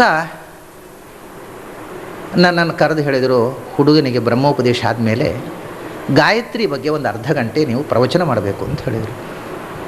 ಅವರು ಲೌಕಿಕದಲ್ಲಿ ನನ್ನ ಬಾಸ್, ಅವರು ಮ್ಯಾನೇಜಿಂಗ್ ಎಡಿಟ್ರು, ನಾನು ಅದರ ಮ್ಯಾಗಝಿನ್ ಎಡಿಟ್ರು, ನನಗೆ ಸಂಬಳ ಕೊಡುವ ಯಜಮಾನ, ನಾನು ಅಲ್ಲ ಅಂತ ಹೇಳಲಿಕ್ಕಾಗತ್ತಾ? ಆಯಿತು ಅಂತ ಹೇಳಿದೆ. ಹೋದೆ. ಅಲ್ಲಿ ಉಪನಯನ ಮುಗಿದ ಮೇಲೆ ಒಂದು ಅರ್ಧ ಗಂಟೆ ಗಾಯತ್ರಿ ಬಗ್ಗೆ ಪ್ರವಚನ ಕೊಟ್ಟೆ. ಪ್ರವಚನ ಕೊಟ್ಟಾದಮೇಲೆ ಇನ್ನೇನು ವಟುವಿಗೆ ಉಡುಗೊರೆ ಮಾಡಿ ಬರಬೇಕು ನಾನು. ಅವರು ವಟುವನ್ನು ಕರ್ಕೊಂಡು ಅವರೇ ಬಂದರು, ನನ್ನ ಬಾಸ್ ಸತೀಶ್ ಪೈ ಮತ್ತು ಅವರ ಮಗ, ಆ ಉಪನಯನ ಆದ ಹುಡುಗ ಬಂದು ಆ ಹುಡುಗನ ಕೈಯಲ್ಲಿ ನನಗೊಂದು ಕವರ್ ಕೊಟ್ಟರು. ಆ ಹುಡುಗನು ಮತ್ತು ನಮ್ಮ ಬಾಸು ಇಬ್ಬರು ನಮಸ್ಕಾರ ಮಾಡಿದರು. ನನಗೆ ನಮಸ್ಕಾರ ಮಾಡಿ ವಿಚಿತ್ರ ಅನಿಸ್ತು ನನಗೆ. ಆಯಿತು ಒಂದು ಕಿಸೆ ಹಾಕೊಂಡು ಬಂದು ನೋಡಿದರೆ 500 ರೂಪಾಯಿ ಇದೆ. ಓಹೋ, ಮಧ್ವನಮಿಯ ಖರ್ಚಿನ ದುಡ್ಡು ಬಂತು. ಅಡಿಗೆಯವರು ಬಂದರು. ಅದು ಇನ್ನೂ ಋಷಿಯರ್ತೀರ್ಥರು ಬರಲಿಲ್ಲ. ಇಂಥ ಪ್ರಸಂಗದಲ್ಲಿ ಎಂಥ ವಿಚಿತ್ರಗಳು ನೋಡಿ. ಮೈಸೂರಿನಿಂದ ಒಬ್ಬರು ಬಂದರು, ಓರಿಯೆಂಟಲ್ ರಿಸರ್ಚ್ ಇನ್ಸ್ಟಿಟ್ಯೂಟಿನ ಒಬ್ಬರು ಸಂಶೋಧಕ, ರಿಸರ್ಚ್ ಸ್ಕಾಲರ್. ಅವರು ಬಂದರು. ಅವರು ಬಂದದ್ದು ಯಾಕೆ ಅಂದರೆ, ಪಲಿಮಾರು ಮಠದ ಒಂದು ಮ್ಯಾನುಸ್ಕ್ರಿಪ್ಟನ್ನು, ಅದರ ಕಾಪಿ ಅವರಿಗೆ ಮೈಸೂರಿನ ಓರಿಯೆಂಟಲ್ ರಿಸರ್ಚ್ ಇನ್ಸ್ಟಿಟ್ಯೂಟ್ನಲ್ಲೂ ಸಿಕ್ಕಿದೆ, ಅದನ್ನು ಪ್ರಿಂಟ್ ಮಾಡಿಸಬೇಕು ಅಂತ. ಪಲಿಮಾರು ಮಠದ ರಘುವರಿಯ ತೀರ್ಥರು ಅಂತ ಹೇಳಿದ್ನಲ್ಲ, ಹೃಷಿಕೇಶ ತೀರ್ಥರ ಸರ್ವಮೂಲವನ್ನು ಕಾಪಿ ಮಾಡಿಟ್ಟರು. ಅವರು ಬರೆದ ಒಂದು ಗ್ರಂಥ ರಘುನಾಥ ವಿಜಯ ಅಂತ ಒಂದು ಕಾವ್ಯ ಬರೆದಿದ್ದಾರೆ ಅವರು. ಅದನ್ನು ಪ್ರಿಂಟ್ ಮಾಡಬೇಕು ಅಂತ, ಅದರ ಇನ್ನೊಂದು ಪ್ರತಿ, ಶುದ್ಧ ಪ್ರತಿಯನ್ನು ಪಲಿಮಾರು ಮಠದಲ್ಲಿ ಇದ್ದರೆ ಹುಡುಕಿ ಅದನ್ನು ತಿದ್ದಿ ಪ್ರಿಂಟ್ ಮಾಡಬೇಕು ಅಂತ ಅವರು ಬಂದಿದ್ದಾರೆ.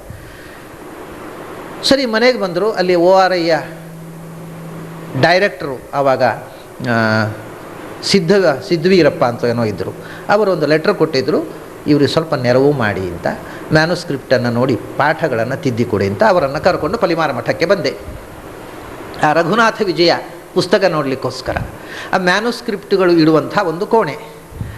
ಆ ಕೋಣೆ ಮುಂಚೆ ಮ್ಯಾನುಸ್ಕ್ರಿಪ್ಟ್ಗಳು ಮತ್ತು ಲೈಬ್ರರಿಯನ್ನು ಪ್ರಿಸರ್ವ್ ಮಾಡಿದ ಪುಸ್ತಕಗಳನ್ನ ಇಟ್ಟಂಥ ಲೈಬ್ರರಿಯ ಕೋಣೆ ಆಗಿದ್ದರೂ, ಆಗ ಆ 10 ವರ್ಷದಲ್ಲಿ ಏನಾಗಿದೆ ಅಂದರೆ, ಅದು ಅಲ್ಲಿ ಮ್ಯಾನುಸ್ಕ್ರಿಪ್ಟ್ಗಳನ್ನು ಅಲ್ಲಿಂದ ಮೇಲೆ ಇಟ್ಟಿದ್ದರು. ಕೆಳಗಡೆ ಈ ಸಂಸ್ಕೃತ ಕಾಲೇಜಿನ ಪಂಡಿತರುಗಳು ಕೃಷ್ಣ ಮಠಕ್ಕೆ ಊಟಕ್ಕೆ ಹೋಗುವಾಗ ಶಾಲೆಯಿಂದ ಬಂದು ತಮ್ಮ ಅಂಗಿ ಕಳಚಿಟ್ಟು ಮಡಿಪಟ್ಟೆ ಉಟ್ಟುಕೊಂಡು ಹೋಗಲಿಕ್ಕೆ, ಪಟ್ಟೆ ಮಡಿ ಇಡುವ ಕೋಣೆ ಅದು, ಸಾರ್ವಜನಿಕ.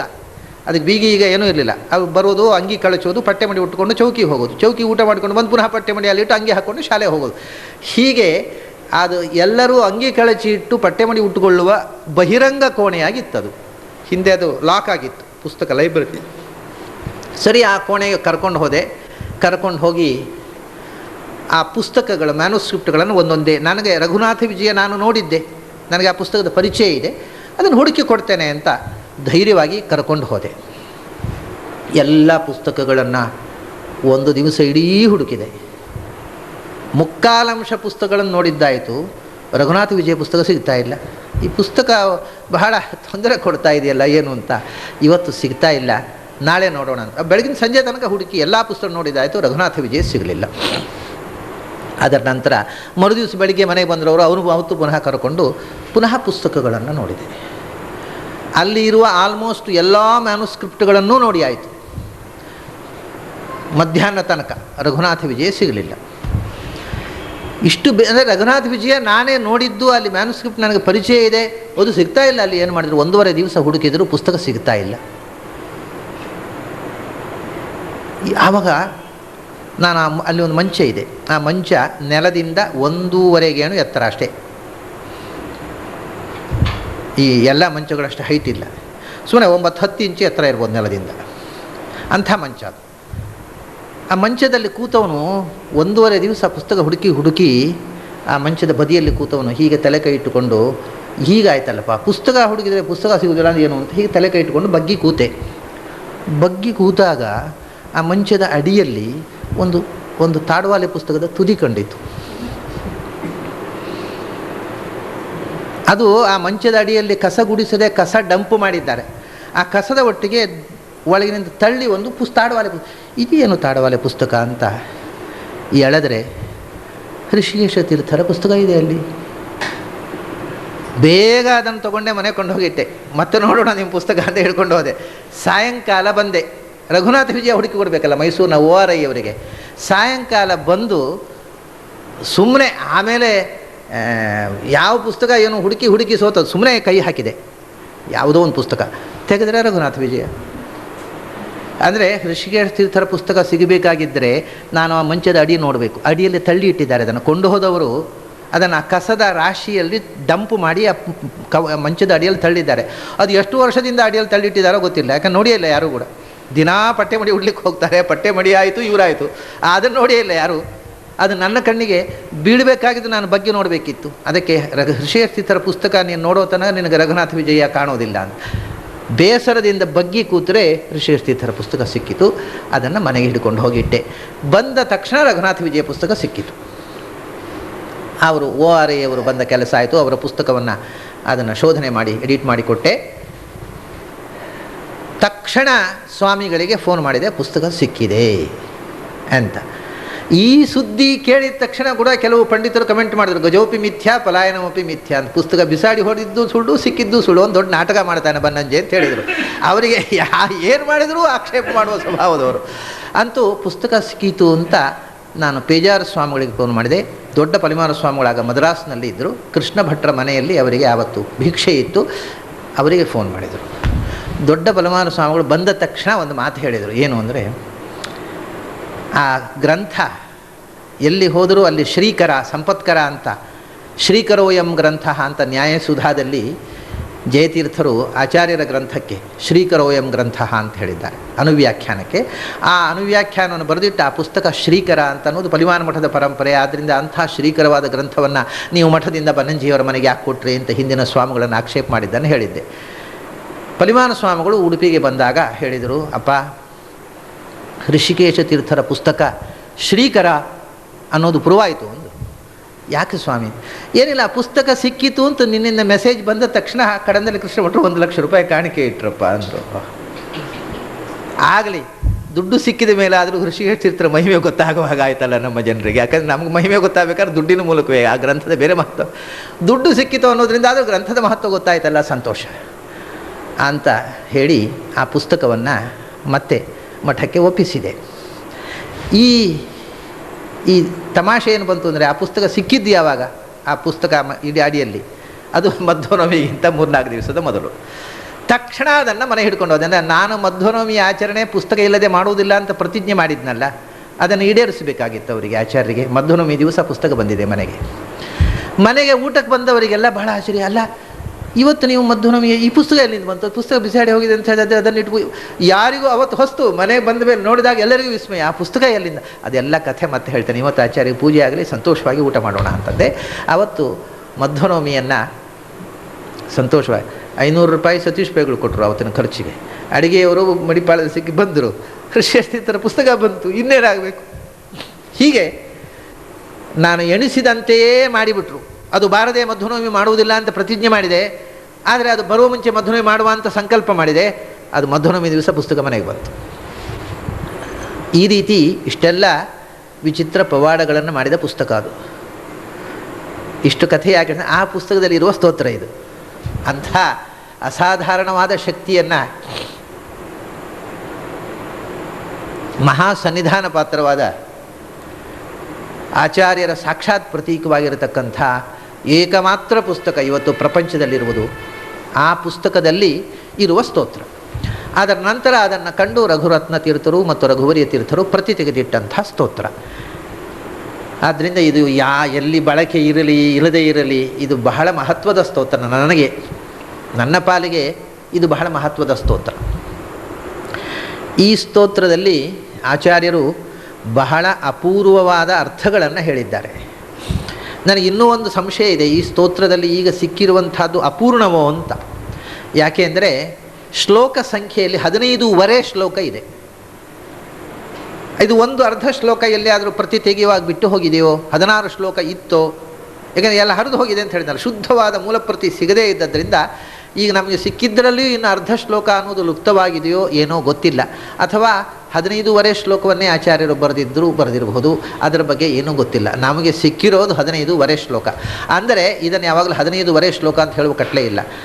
4 ಪಾದಗಳ ಒಂದು ಶ್ಲೋಕ 14, ಮತ್ತು 15ನೇ ಶ್ಲೋಕ 6 ಪಾದಗಳದ್ದು, ಅಂದರೆ 15 ಶ್ಲೋಕ.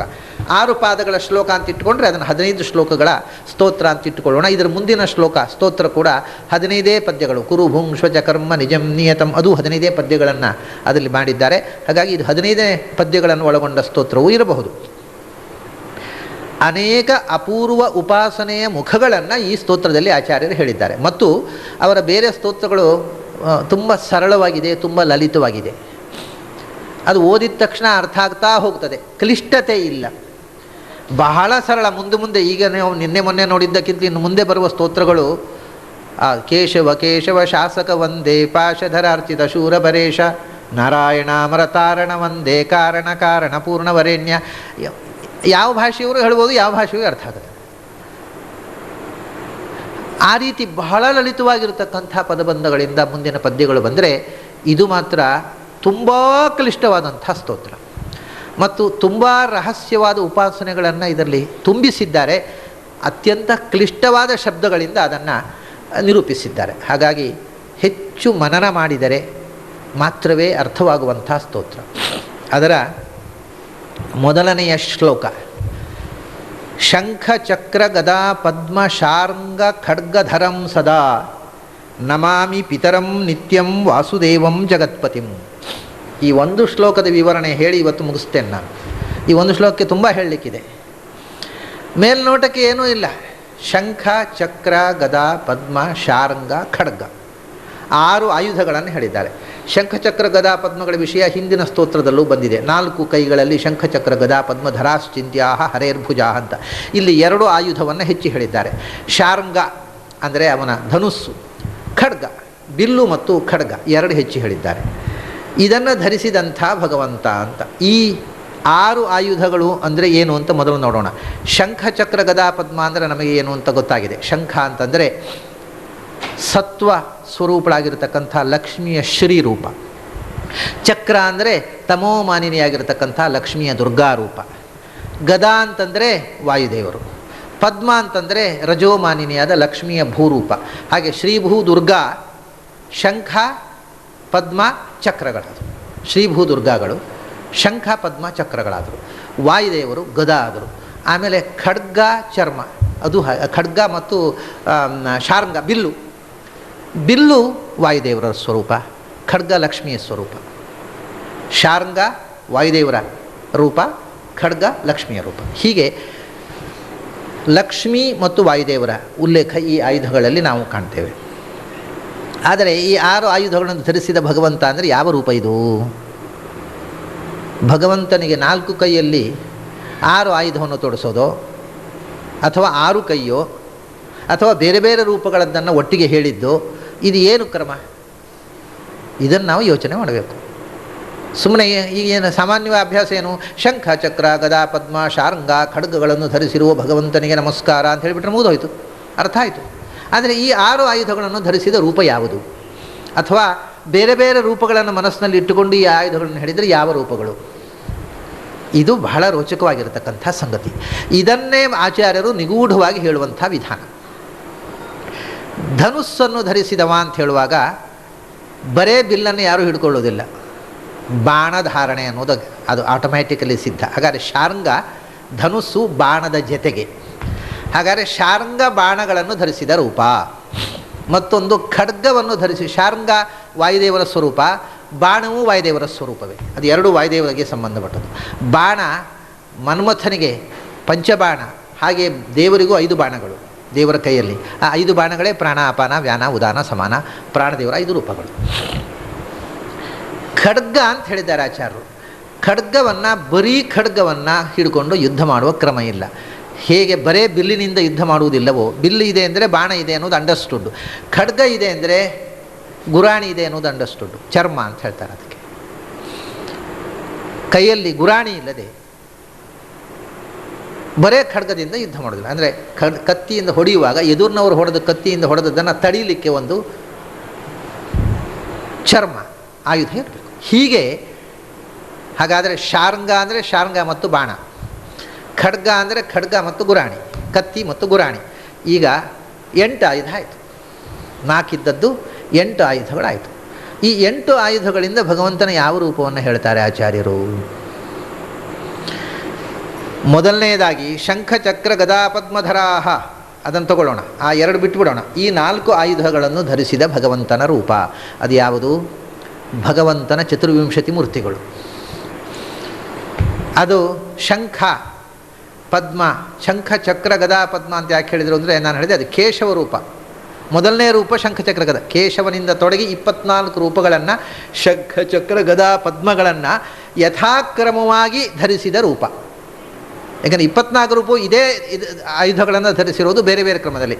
ಬಲಗೈಯಲ್ಲಿ ಶಂಖ ಧರಿಸಿ ಶಂಖ ಚಕ್ರ ಗದಾ ಪದ್ಮ ಆದರೆ ಬೇರೆ ಆಯಿತು. ಎಡಗೈಯಲ್ಲಿ ಮೇಲೆ ಶಂಖ ಧರಿಸಿ ಶಂಖ ಚಕ್ರ ಗದಾ ಪದ್ಮ ಆದರೆ ಬೇರೆ ಆಯಿತು ಫಾರ್ಮು. ಕೆಳಗಿನ ಕೈಯಲ್ಲಿ ಶಂಖ ಧರಿಸಿ ಶಂಖ, ಇಲ್ಲಿಂದ ಸ್ಟಾರ್ಟ್ ಮಾಡಿದರೆ ಶಂಖ ಚಕ್ರ ಗದಾ ಪದ್ಮ ಅಂದರೆ ಬಲಗೈ ಮೇಲೆ ಗದೆ ಆಯಿತು. ಈ ಕೆಳಗಿನ ಬಲಗೈಯಲ್ಲಿ ಶಂಖ ಆದರೆ ಶಂಖ ಚಕ್ರ ಗದಾ ಪದ್ಮ ಅಂದರೆ ಬೇರೆ ಆಯಿತು. ಇದು 4 ಆಯಿತು. ಒಂದೊಂದು ಕೈಯಲ್ಲಿ ಬಲಗೈಯಲ್ಲಿ ಶಂಖ ಹಿಡ್ಕೊಂಡು ಉಳಿದ 3 ಆಯುಧಗಳನ್ನು ಚಕ್ರ ಗದಾ ಪದ್ಮಗಳನ್ನು 6 ಥರ ಬದಲಿಸ್ಲಿಕ್ಕೆ ಬರುತ್ತೆ. ಬಲಗೈ ಮೇಲಿನ ಎಡಗೈಯಲ್ಲಿ ಶಂಖ ಹಿಡ್ಕೊಂಡು ಮತ್ತೆ ಉಳಿದ ಚಕ್ರ ಗದಾ ಪದ್ಮಗಳನ್ನು 6 ಥರ ಬದಲಿಸ್ಲಿಕ್ಕೆ ಬರುತ್ತೆ. ಕೆಳಗಿನ ಎಡಗೈಯಲ್ಲಿ ಶಂಖವನ್ನು ಹಿಡ್ಕೊಂಡು ಮತ್ತೆ 6 ಥರ ಬದಲಿಸ್ಲಿಕ್ಕೆ ಬರುತ್ತೆ. ಕೆಳಗಿನ ಬಲಗೈಯಲ್ಲಿ ಶಂಖ ಹಿಡ್ಕೊಂಡು ಮತ್ತೆ 3 ಆಯುಧಗಳನ್ನು 6 ಥರ ಬದಲಿಸಿ ಹಿಡಿಲಿಕ್ಕೆ ಬರುತ್ತೆ. ಒಟ್ಟಿಗೆ 6 4 24 ಆಯಿತು. ಆದ್ದರಿಂದ ಶಂಖ ಚಕ್ರ ಗದಾ ಪದ್ಮಗಳನ್ನು ಬೇರೆ ಬೇರೆ ವಿಧದಿಂದ ಹಿಡಿದಿರತಕ್ಕ ಭಗವಂತನ ರೂಪಗಳು. ಅಂದರೆ ಅದು ಕೇಶವಾದಿ ಚತುರ್ವಿಂಶತಿ ಮೂರ್ತಿಗಳನ್ನು ಇಲ್ಲಿ ಉಲ್ಲೇಖ ಮಾಡಿದ ಹಾಗಾಯಿತು. ಆಮೇಲೆ ಚತುರ್ಮೂರ್ತಿಯ ಉಲ್ಲೇಖ ಇದೆ ಇಲ್ಲಿ. ಹೇಗೆ ಅಂದರೆ ಶಂಖ ಚಕ್ರ ಗದಾ ಪದ್ಮ ಶಾರ್ಂಗ ಖಡ್ಗಧರಂ ಅಂತ. ಶಂಖ ಚಕ್ರ ಗದಾ ಪದ್ಮಗಳನ್ನು ಧರಿಸಿರತಕ್ಕಂಥ ರೂಪ ಯಾವುದು ಅಂದರೆ ವಾಸುದೇವ ರೂಪ. ವಾಸುದೇವ ರೂಪದಲ್ಲಿ ಚಕ್ರ ಶಂಖ ಗದಾ ಪದ್ಮವನ್ನು ಧರಿಸಿರೋದು. ಶಂಖ ಚಕ್ರ ಗದಾ ಪದ್ಮ ಅಂತ ಯಾಕೆ ಹೇಳಿದರು ಆಚಾರ್ಯರು ಅಂದರೆ, ಇಲ್ಲಿ ಮುಂದೆ ಹೇಳಿರತಕ್ಕ ಆಯುಧಗಳ ಕ್ರಮದಲ್ಲೇ ಅದನ್ನು ಹೇಳಿದ್ದು. ಗದಾ ಪದ್ಮ, ಗದೆ ಎಡಗೈಯಲ್ಲಿ, ಪದ್ಮ ಬಲಗೈಯಲ್ಲಿ. ಶಾರ್ಂಗ ಖಡ್ಗ, ಬಿಲ್ಲು ಎಡಗೈಯಲ್ಲಿ, ಖಡ್ಗ ಬಲಗೈಯಲ್ಲಿ. ಈ ಎರಡೆರಡನ್ನು ಯಾವ ಆರ್ಡರ್ನಿದೆ ಎಡದಿಂದ ಬಲಕ್ಕೆ ಹೋಗಿದ್ದಾರೆ. ಹಾಗೆಯೇ ಶಂಖ ಚಕ್ರ ಎಡದಿಂದ ಬಲಕ್ಕೆ, ಇಲ್ಲಿ ಶಂಖ ಇಲ್ಲಿ ಚಕ್ರ, ಅಂದರೆ ಚಕ್ರ ಶಂಖ ಗದಾ ಪದ್ಮವೇ ಆಯಿತು. ಶಂಖ ಚಕ್ರ ಗದಾ ಪದ್ಮ ಶಾರ್ಂಗ ಖಡ್ಗ, ಖಡ್ಗ ಬಲಗೈಯಲ್ಲಿ ಹಿಡ್ಕೊಳ್ಳೋದು, ಬಿಲ್ಲು ಎಡಗೈಯಲ್ಲಿ, ಯಾಕೆಂದರೆ ಬಾಣ ಬಲಗೈಯಲ್ಲಿ. ಈ ರೀತಿಯಾಗಿ ಶಂಖಚಕ್ರ ಗದಾ ಪದ್ಮ ಅಂದರೆ ಶಂಖಚಕ್ರ, ಶಂಖಚಕ್ರ ಗದಾ ಪದ್ಮ ಅಂದರೆ ಚಕ್ರ ಶಂಖ ಗದಾ ಪದ್ಮ ಇದನ್ನು ಧರಿಸಿರತಕ್ಕಂಥ ವಾಸುದೇವ ರೂಪ ಆಯಿತು. ಆಮೇಲೆ ಸಂಕರ್ಷಣ ರೂಪವನ್ನು ಬಿಟ್ಟಿದ್ದಾರೆ ಆಚಾರ್ಯ, ಯಾಕೆ ಅಂತ ಮತ್ತೆ ನಾನು ಹೇಳ್ತೇನೆ. ಆಮೇಲೆ ಪ್ರದ್ಯುಮ್ನ, ಪ್ರದ್ಯುಮ್ನ ಚಕ್ರ ಶಂಖ ಧನುಸ್ಸು ಬಾಣ, ಅದು ಪ್ರದ್ಯುಮ್ನ ರೂಪ, ಅದನ್ನೇ ಶಾರ್ಂಗ ಅಂದ. ಚಕ್ರ ಶಂಖ ಮತ್ತು ಧನುಸ್ಸು ಬಾಣಗಳನ್ನು ಹಿಡ್ಕೊಂಡಿರತಕ್ಕ ರೂಪ ಪ್ರದ್ಯುಮ್ನ ರೂಪ. 4 ಕೈಗಳಲ್ಲಿ ಚಕ್ರ ಶಂಖ ಧನುರ್ಬಾಣಧರ. ಆದ್ದರಿಂದ ಅದು ಶಾರ್ಂಗ ಅನ್ನುವುದರಿಂದ ಪ್ರದ್ಯುಮ್ನ ರೂಪವನ್ನು ಸೂಚನೆ ಮಾಡಿದರು. ಅನಿರುದ್ಧ ರೂಪ ಚಕ್ರ ಶಂಖ ಕತ್ತಿ ಗುರಾಣಿ ಹಸಿ ಚರ್ಮಗಳಂಥ, ಅದೇ ಶಾರ್ಂಗ ಖಡ್ಗಧರಂ ಅಂತಂದರು. ಹಾಗಾದರೆ ವಾಸುದೇವ ಪ್ರದ್ಯುಮ್ನ ಕೇಶವಾದಿ ಚತುರ್ವಿಂಶತಿ ಮೂರ್ತಿಗಳನ್ನು ಮತ್ತು ವಾಸುದೇವ ಪ್ರದ್ಯುಮ್ನ ಮತ್ತು ಅನಿರುದ್ಧ ರೂಪಗಳನ್ನು ಈ ಶ್ಲೋಕದ ಮೊದಲನೆಯ ಶಂಖ ಚಕ್ರ ಗದಾ ಪದ್ಮ ಶಾರ್ಂಗ ಖಡ್ಗಧರಂ ಸದಾ ಸದಾ ನಮಾಮಿ. ಇಂಥ ವಾಸುದೇವಾದಿ ಚತುರ್ಮೂರ್ತಿಯ ಆದ ಭಗವಂತನನ್ನು, ಕೇಶವಾದಿ ಚತುರ್ವಿಂಶತಿ ಮೂರ್ತಿಯ ರೂಪಗಳನ್ನು ಧರಿಸಿರ್ತಕ್ಕ ಭಗವಂತನನ್ನು ಸದಾ ನಮಸ್ಕರಿಸುತ್ತೇನೆ ಎಂದರು. ಸಂಕರ್ಷಣನನ್ನು ಬಿಟ್ಟುಬಿಟ್ರಲ್ಲ ಆಚಾರ್ಯರು, ಬಿಡಲಿಲ್ಲ. ಅವನ್ನ ಸ್ಪೆಷಲಾಗಿ ಹೇಳಬೇಕು ಅಂತ ಬಿಟ್ಟದ್ದು. ನಮಾಮಿ ಪಿತರಂ ಅಂತಂದರು. ನನ್ನ ತಂದೆಗೆ ನಮಸ್ಕಾರ ಅಂದರು. ಸಂಕರ್ಷಣ ರೂಪಿಯಾದ ಪರಮಾತ್ಮನಿಂದ ವಾಯುದೇವರ ಅವತಾರ, ವಾಸುದೇವನಿಂದ ಚತುರ್ಮುಖ, ಸಂಕರ್ಷಣದಿಂದ ವಾಯುದೇವರ ಸೃಷ್ಟಿ. ಅದನ್ನು ಯಾಕೆಂದರೆ ಜಗತ್ತಿನ ತಂದೆ ಅಂತಲ್ಲ, ಜಗತ್ಪತಿ ಅಂತ ಬೇರೆ ಹೇಳ್ತಾರೆ. ಪಿತರಂ ಅಂದರೆ ನನ್ನ ಅಪ್ಪ ಅಂತ, ಸಾಕ್ಷಾತ್ತಾಗಿ ನನ್ನ ಅಪ್ಪನಿಗೆ ನಮಸ್ಕಾರ ಅಂತಾರೆ. ನಮಾಮಿ ಪಿತರಂ, ವಾಯುದೇವರ ತಂದೆ, ವಾಯುದೇವರನ್ನು ಸೃಷ್ಟಿ ಮಾಡಿದ ರೂಪ ಸಂಕರ್ಷಣ ರೂಪ. ಅದಕ್ಕೋಸ್ಕರ ಅದನ್ನು ಪ್ರತ್ಯೇಕ ಹೇಳಿದರು. ಶಂಖಚಕ್ರ ಗದಾ ಪದ್ಮ ಶಾರ್ಂಗ ಖಡ್ಗಧರಂ ಸದಾ ನಮಾಮಿ ಪಿತರಂ. ನನ್ನ ತಂದೆ ಅಂದರೆ ಸಂಕರ್ಷಣ, ವಾಯುದೇವರಿಗೆ ಸಂಕರ್ಷಣದಿಂದ ವಾಯುದೇವರ ಸೃಷ್ಟಿ. ಸಂಕರ್ಷಣ ಜಯ, ಸಂಕರ್ಷಣಾದಪಿ ಜಯಾ ತನೂಜಃ, ಜಯೆಯಿಂದ ಜಯ, ಲಕ್ಷ್ಮಿಯ ಜಯ ರೂಪದಿಂದ ಸಂಕರ್ಷಣದಿಂದ ವಾಯುದೇವರ ಸೃಷ್ಟಿ, ವಾಸುದೇವನಿಂದ ಮಾಯೆಯಿಂದ ಚತುರ್ಮುಖನ ಸೃಷ್ಟಿ. ಹೀಗೆ ನಮಾಮಿ ಪಿತರಂ. ಎಂಥವನು ಅವನು? ನಿತ್ಯಂ. ಹುಟ್ಟಿ ಸಾಯುವ ಅಪ್ಪಂದಿರು ಬೇಕಾಷ್ಟು ಮಂದಿ ಇರ್ತಾರೆ, ಎಂದೂ ಸಾಯದ ಎಂದೂ ಹುಟ್ಟದ ಅಪ್ಪ ಒಬ್ಬ ಇದ್ದಾನೆ, ಅದು ಭಗವಂತ. ಅದೇ ನಿತ್ಯಂ ಪಿತರಂ, ಸದಾ ತಂದೆ ಅವನು. ನಮಾಮಿ ಪಿತರಂ ನಿತ್ಯಂ. ಈ ವಾಸುದೇವಾದಿ ರೂಪ ಇಲ್ಲಿ ವಿವಕ್ಷಿತ ಅಂತ ಹೇಳೋದಕ್ಕೋಸ್ಕರ ವಾಸುದೇವಂ ಅಂತ ಅನ್ನೋ ವಿಶೇಷ. ವಾಸುದೇವನೇ ವಾಸುದೇವಾದಿ ಚತುರ್ಮೂರ್ತಿಯಾದ, ಕೇಶವಾದಿ ಚತುರ್ವಿಂಶತಿ ಮೂರ್ತಿಯಾದ ಅಂಥ ಭಗವಂತನ ಎಲ್ಲ ಆಯುಧದ ಕಲ್ಪನೆಯೂ ಈ ಒಂದು ಶ್ಲೋಕದಲ್ಲಿ ತುಂಬಿದೆ. ಆ ಆರ್ಡರನ್ನು ಅನುಸಂಧಾನ ಮಾಡಲಿಕ್ಕೆ ಬರುವ ರೀತಿಯಲ್ಲಿ ಆ ಶಬ್ದಗಳನ್ನು ಇಟ್ಟಿದ್ದಾರೆ. ಹೀಗೆ ವಾಸುದೇವ ಚತುರ್ವಿಂಶತಿ ಮೂರ್ತಿಯಾದ ಮೋಕ್ಷಪ್ರದನಾದ ವಾಸುದೇವನಿಗೆ, ಚತುರ್ಮೂರ್ತಿಯಾದ ಮೋಕ್ಷಪ್ರದನಾದ ವಾಸುದೇವನಿಗೆ, ಅವನಲ್ಲಿ ಸಂಕರ್ಷಣನ ಆಯುಧ ಒಂದು ಸ್ಪಷ್ಟವಾಗಿ ಹೇಳಲಿಲ್ಲ. ಸಂಕರ್ಷಣನಿಗೂ ಮೇಲಿನಿಂದ ಚಕ್ರಶಂಖ, ಕೆಳಗಿನಿಂದ ಹಲ ಮತ್ತು ಮುಸಲ, ಅಂದರೆ ಒನಕೆ ಮತ್ತು ನೇಗಿಲು. ಒನಕೆ ನೇಗಿಲು ಇದು ಸಂಕರ್ಷಣನ ಆಯುಧ. ಅದನ್ನು ಪ್ರತ್ಯೇಕವಾಗಿ ಹೇಳಲಿಲ್ಲ, ಅದು ಮುಂದೆ ಸೂಚನೆ ಕೊಡ್ತಾರೆ ಆ ಆಯುಧದ್ದು ಆದಿಶಬ್ದದಿಂದ. ಆದರೆ ನನ್ನ ತಂದೆಗೆ ಎಂದಾಗ ಅವನ ಆಯುಧ ಯಾವುದು ಅನ್ನೋದನ್ನು ನಾವು ಊಹಿಸಿಕೊಳ್ಬೇಕು. ಅದನ್ನು ಪ್ರತ್ಯೇಕವಾಗಿ ಸಂಕರ್ಷಣನಿಗೆ ನಮಸ್ಕಾರ, ನನ್ನ ತಂದೆಗೆ, ನನ್ನನ್ನು ಸೃಷ್ಟಿಸಿದ ಸಂಕರ್ಷಣನಿಗೆ ನಮಸ್ಕಾರ ಅಂತ. ಹೀಗೆ ವಾಸುದೇವ, ಸಂಕರ್ಷಣ, ಪ್ರದ್ಯುಮ್ನ, ಅನಿರುದ್ಧ, ಕೇಶವಾದಿ ಚತುರ್ವಿಂಶತಿ ಮೂರ್ತಿಗಳ ಒಂದು ವಿಚಿತ್ರವಾದ ಆಯುಧದ ಕಲ್ಪನೆಯ ಅನುಸಂಧಾನವನ್ನು ಈ ಶಬ್ದಗಳ ಜೋಡಣೆಯಲ್ಲೇ ತುಂಬಿ ಆಚಾರ್ಯರು ಈ ಶ್ಲೋಕವನ್ನು ರಚಿಸಿದ್ದಾರೆ. ಈ ಶ್ಲೋಕ ನಾವು ಓದಿದಾಗ ನಮಗೆ ಅರ್ಥ ಆಗಬೇಕು ಅಂದರೆ, ಆಚಾರ್ಯರು ಚತುರ್ವಿಂಶತಿ ಮೂರ್ತಿ ಲಕ್ಷಣವನ್ನು, ವಾಸುದೇವಾದಿ ಮೂರ್ತಿ ಲಕ್ಷಣವನ್ನು ತಂತ್ರಸಾರ ಸಂಗ್ರಹದಲ್ಲಿ ಹೇಳಿದ್ದಾರೆ. ಅದನ್ನು ನೋಡಿಕೊಂಡ್ರೆ ಈ ಶ್ಲೋಕ ನೋಡಿದರೆ, ಓಹೋ, ಈ ಶಬ್ದಗಳ ಮೂಲಕ ಎಷ್ಟು ಅರ್ಥ ತುಂಬಿದ್ದಾರೆ ಆಚಾರ್ಯರು ಅನ್ನೋದು ನಮಗೆ ಅರ್ಥವಾಗುತ್ತೆ. ಇಲ್ಲದೇ ಇದ್ದರೆ ಏನು ವಿಶೇಷ ಏನಿದೆ? ಶಂಖ ಚಕ್ರ ಗದಾ ಪದ್ಮ ಶಾರ್ಂಗ ಖಡ್ಗ ಧರಂ ಸದಾ, ಅರ್ಥ ಆಗದೇ ಇದ್ದ ವಿಷಯವೇ ಇಲ್ಲ ಇದರಲ್ಲಿ. ಇದು ಕಷ್ಟ ಏನು ಅಂದರೆ, ಆಚಾರ್ಯರ ಗ್ರಂಥ ಬಾಲಸಂಘಮಪಿ ಬೋಧಯದ್ ಪುರುಷಂ, ಮಕ್ಕಳಿಗೂ ಓದಿದರೆ ಅರ್ಥ ಆಗುತ್ತೆ, ಆದರೆ ಯೋಚನೆ ಮಾಡಿದರೆ ದೊಡ್ಡವರಿಗೆ ಅರ್ಥ ಆಗೋದಿಲ್ಲ. ಅದರ ಒಳಗಿನಿಂದ ಇರುವ ತಿಳ್ಕೊಳ್ಳದೆ ಬರೇ ನನಗೆ ಅರ್ಥ ಆಯಿತು ಸರ್ವಮೂಲ ಅಂತ ಹೇಳುವವರು ಬಹಳ ಮಂದಿ ಸಿಗ್ತಾರೆ. ಹೀಗೆ ಅದನ್ನು ಆಳಕ್ಕೆ ಇಳಿದು ಅದರ ಒಳಗೆ ಆಚಾರ್ಯರು ಒಂದೊಂದು ಶಬ್ದ ಹಾಕುವಾಗಲೂ ಯಾವ ಉದ್ದೇಶದಿಂದ ಹಾಕಿದ್ದಾರೆ ಅನ್ನೋದನ್ನು ತಿಳ್ಕೊಂಡಾಗ ಆಗುವ ಆನಂದ ಬೇರೆ. ಮತ್ತು ಅದು ಅಂಥ ಒಂದು ಚಿಂತನದಲ್ಲಿ ಆಚಾರ್ಯರು ತೆರೆದುಕೊಳ್ತಾರೆ. ಇಲ್ಲದ್ರೆ ಆಚಾರ್ಯರು ಯಾವಾಗಲೂ ಮುಚ್ಚಿಯೇ ಕೂತಿರ್ತಾರೆ, ಅವರು ಪರದೆ ಒಳಗೆ ಕೂತಿರ್ತಾರೆ. ನಮಗೆ ಅವರು ತೋರಿಸಿಕೊಳ್ಳುವುದೇ ಇಲ್ಲ ತನ್ನ ವ್ಯಕ್ತಿತ್ವವನ್ನು. ಬರೇ ಶಬ್ದ ಆಡಂಬರಕ್ಕೆ ಮರಳಾಗುವ ಮಂದಿಗೆ ಆಚಾರ್ಯರು ತೋರಿಸಿಕೊಳ್ಳುವುದೇ ಇಲ್ಲ. ಆ ಶಬ್ದದ ಹಿಂದೆ ಎಷ್ಟು ಆಳಕ್ಕೆ ಹೋಗಲಿಕ್ಕೆ ಬರುತ್ತೆ. ಅವರು ಭಾರತೀಪತಿ ವಾಯುದೇವರು, ಆದ್ದರಿಂದ ವಾಗ್ದೇವತೆ ವಾಕ್ಕನ್ನು ಹೇಗೆ ಬಳಸಬೇಕು ಅನ್ನೋದು ಅವರಿಗೆ ಕರತಲಾಮಲಕ. ಅದು ಆ ಶಬ್ದಗಳನ್ನು ಹೇಗೆ ಬರೆದರೆ, ಹೇಗೆ ಬಳಸಿದರೆ ಅದು ಎಷ್ಟು ಆಯಾಮಗಳಲ್ಲಿ, ಎಷ್ಟು ಆಳವಾಗಿ, ಎಷ್ಟು ಅಗಲವಾಗಿ ಅರ್ಥವ್ಯಾಪ್ತಿಯನ್ನು ಪಡೆಯುತ್ತದೆ ಅನ್ನುವುದನ್ನು ನಾವು ನೋಡಬೇಕಾದ್ರೆ ಆಚಾರ್ಯರ ಗ್ರಂಥಗಳನ್ನು ನೋಡಬೇಕು. ಆ ಶಬ್ದ ಪ್ರಯೋಗದ ಹಿಂದೆ ಇರತಕ್ಕಂಥ ಅರ್ಥದ ಆಳವನ್ನು ನೋಡಬೇಕು. ಹೀಗೆ ಚತುರ್ವಿಂಶತಿ ಪ್ಲಸ್ 4 ಮೂಲಭೂತವಾಗಿ 24 28 ರೂಪಗಳು. ಇನ್ನೂ ಶಂಖಚಕ್ರ ಗದಾ ಪದ್ಮಧರವಾಗಿರತಕ್ಕಂಥ ಅನೇಕ ರೂಪಗಳಿವೆ ಭಗವಂತನದ್ದು. ಆ ಎಲ್ಲ ರೂಪಗಳನ್ನು ಈ 32 ಅಕ್ಷರದಲ್ಲಿ ತುಂಬಿ ಅನುಸಂಧಾನ ಮಾಡುವ ಬಗೆಯನ್ನು ಆಚಾರ್ಯ ತೋರಿಸಿದಂಥ ಪ್ರಥಮ ಪದ್ಯದ ಜತೆಗೆ ಇವತ್ತಿನ ಈ ಸ್ತೋತ್ರ ಅನುಸಂಧಾನವನ್ನು ನಾನು ಅದರ ಪ್ರಸ್ತಾವನೆಯನ್ನೇ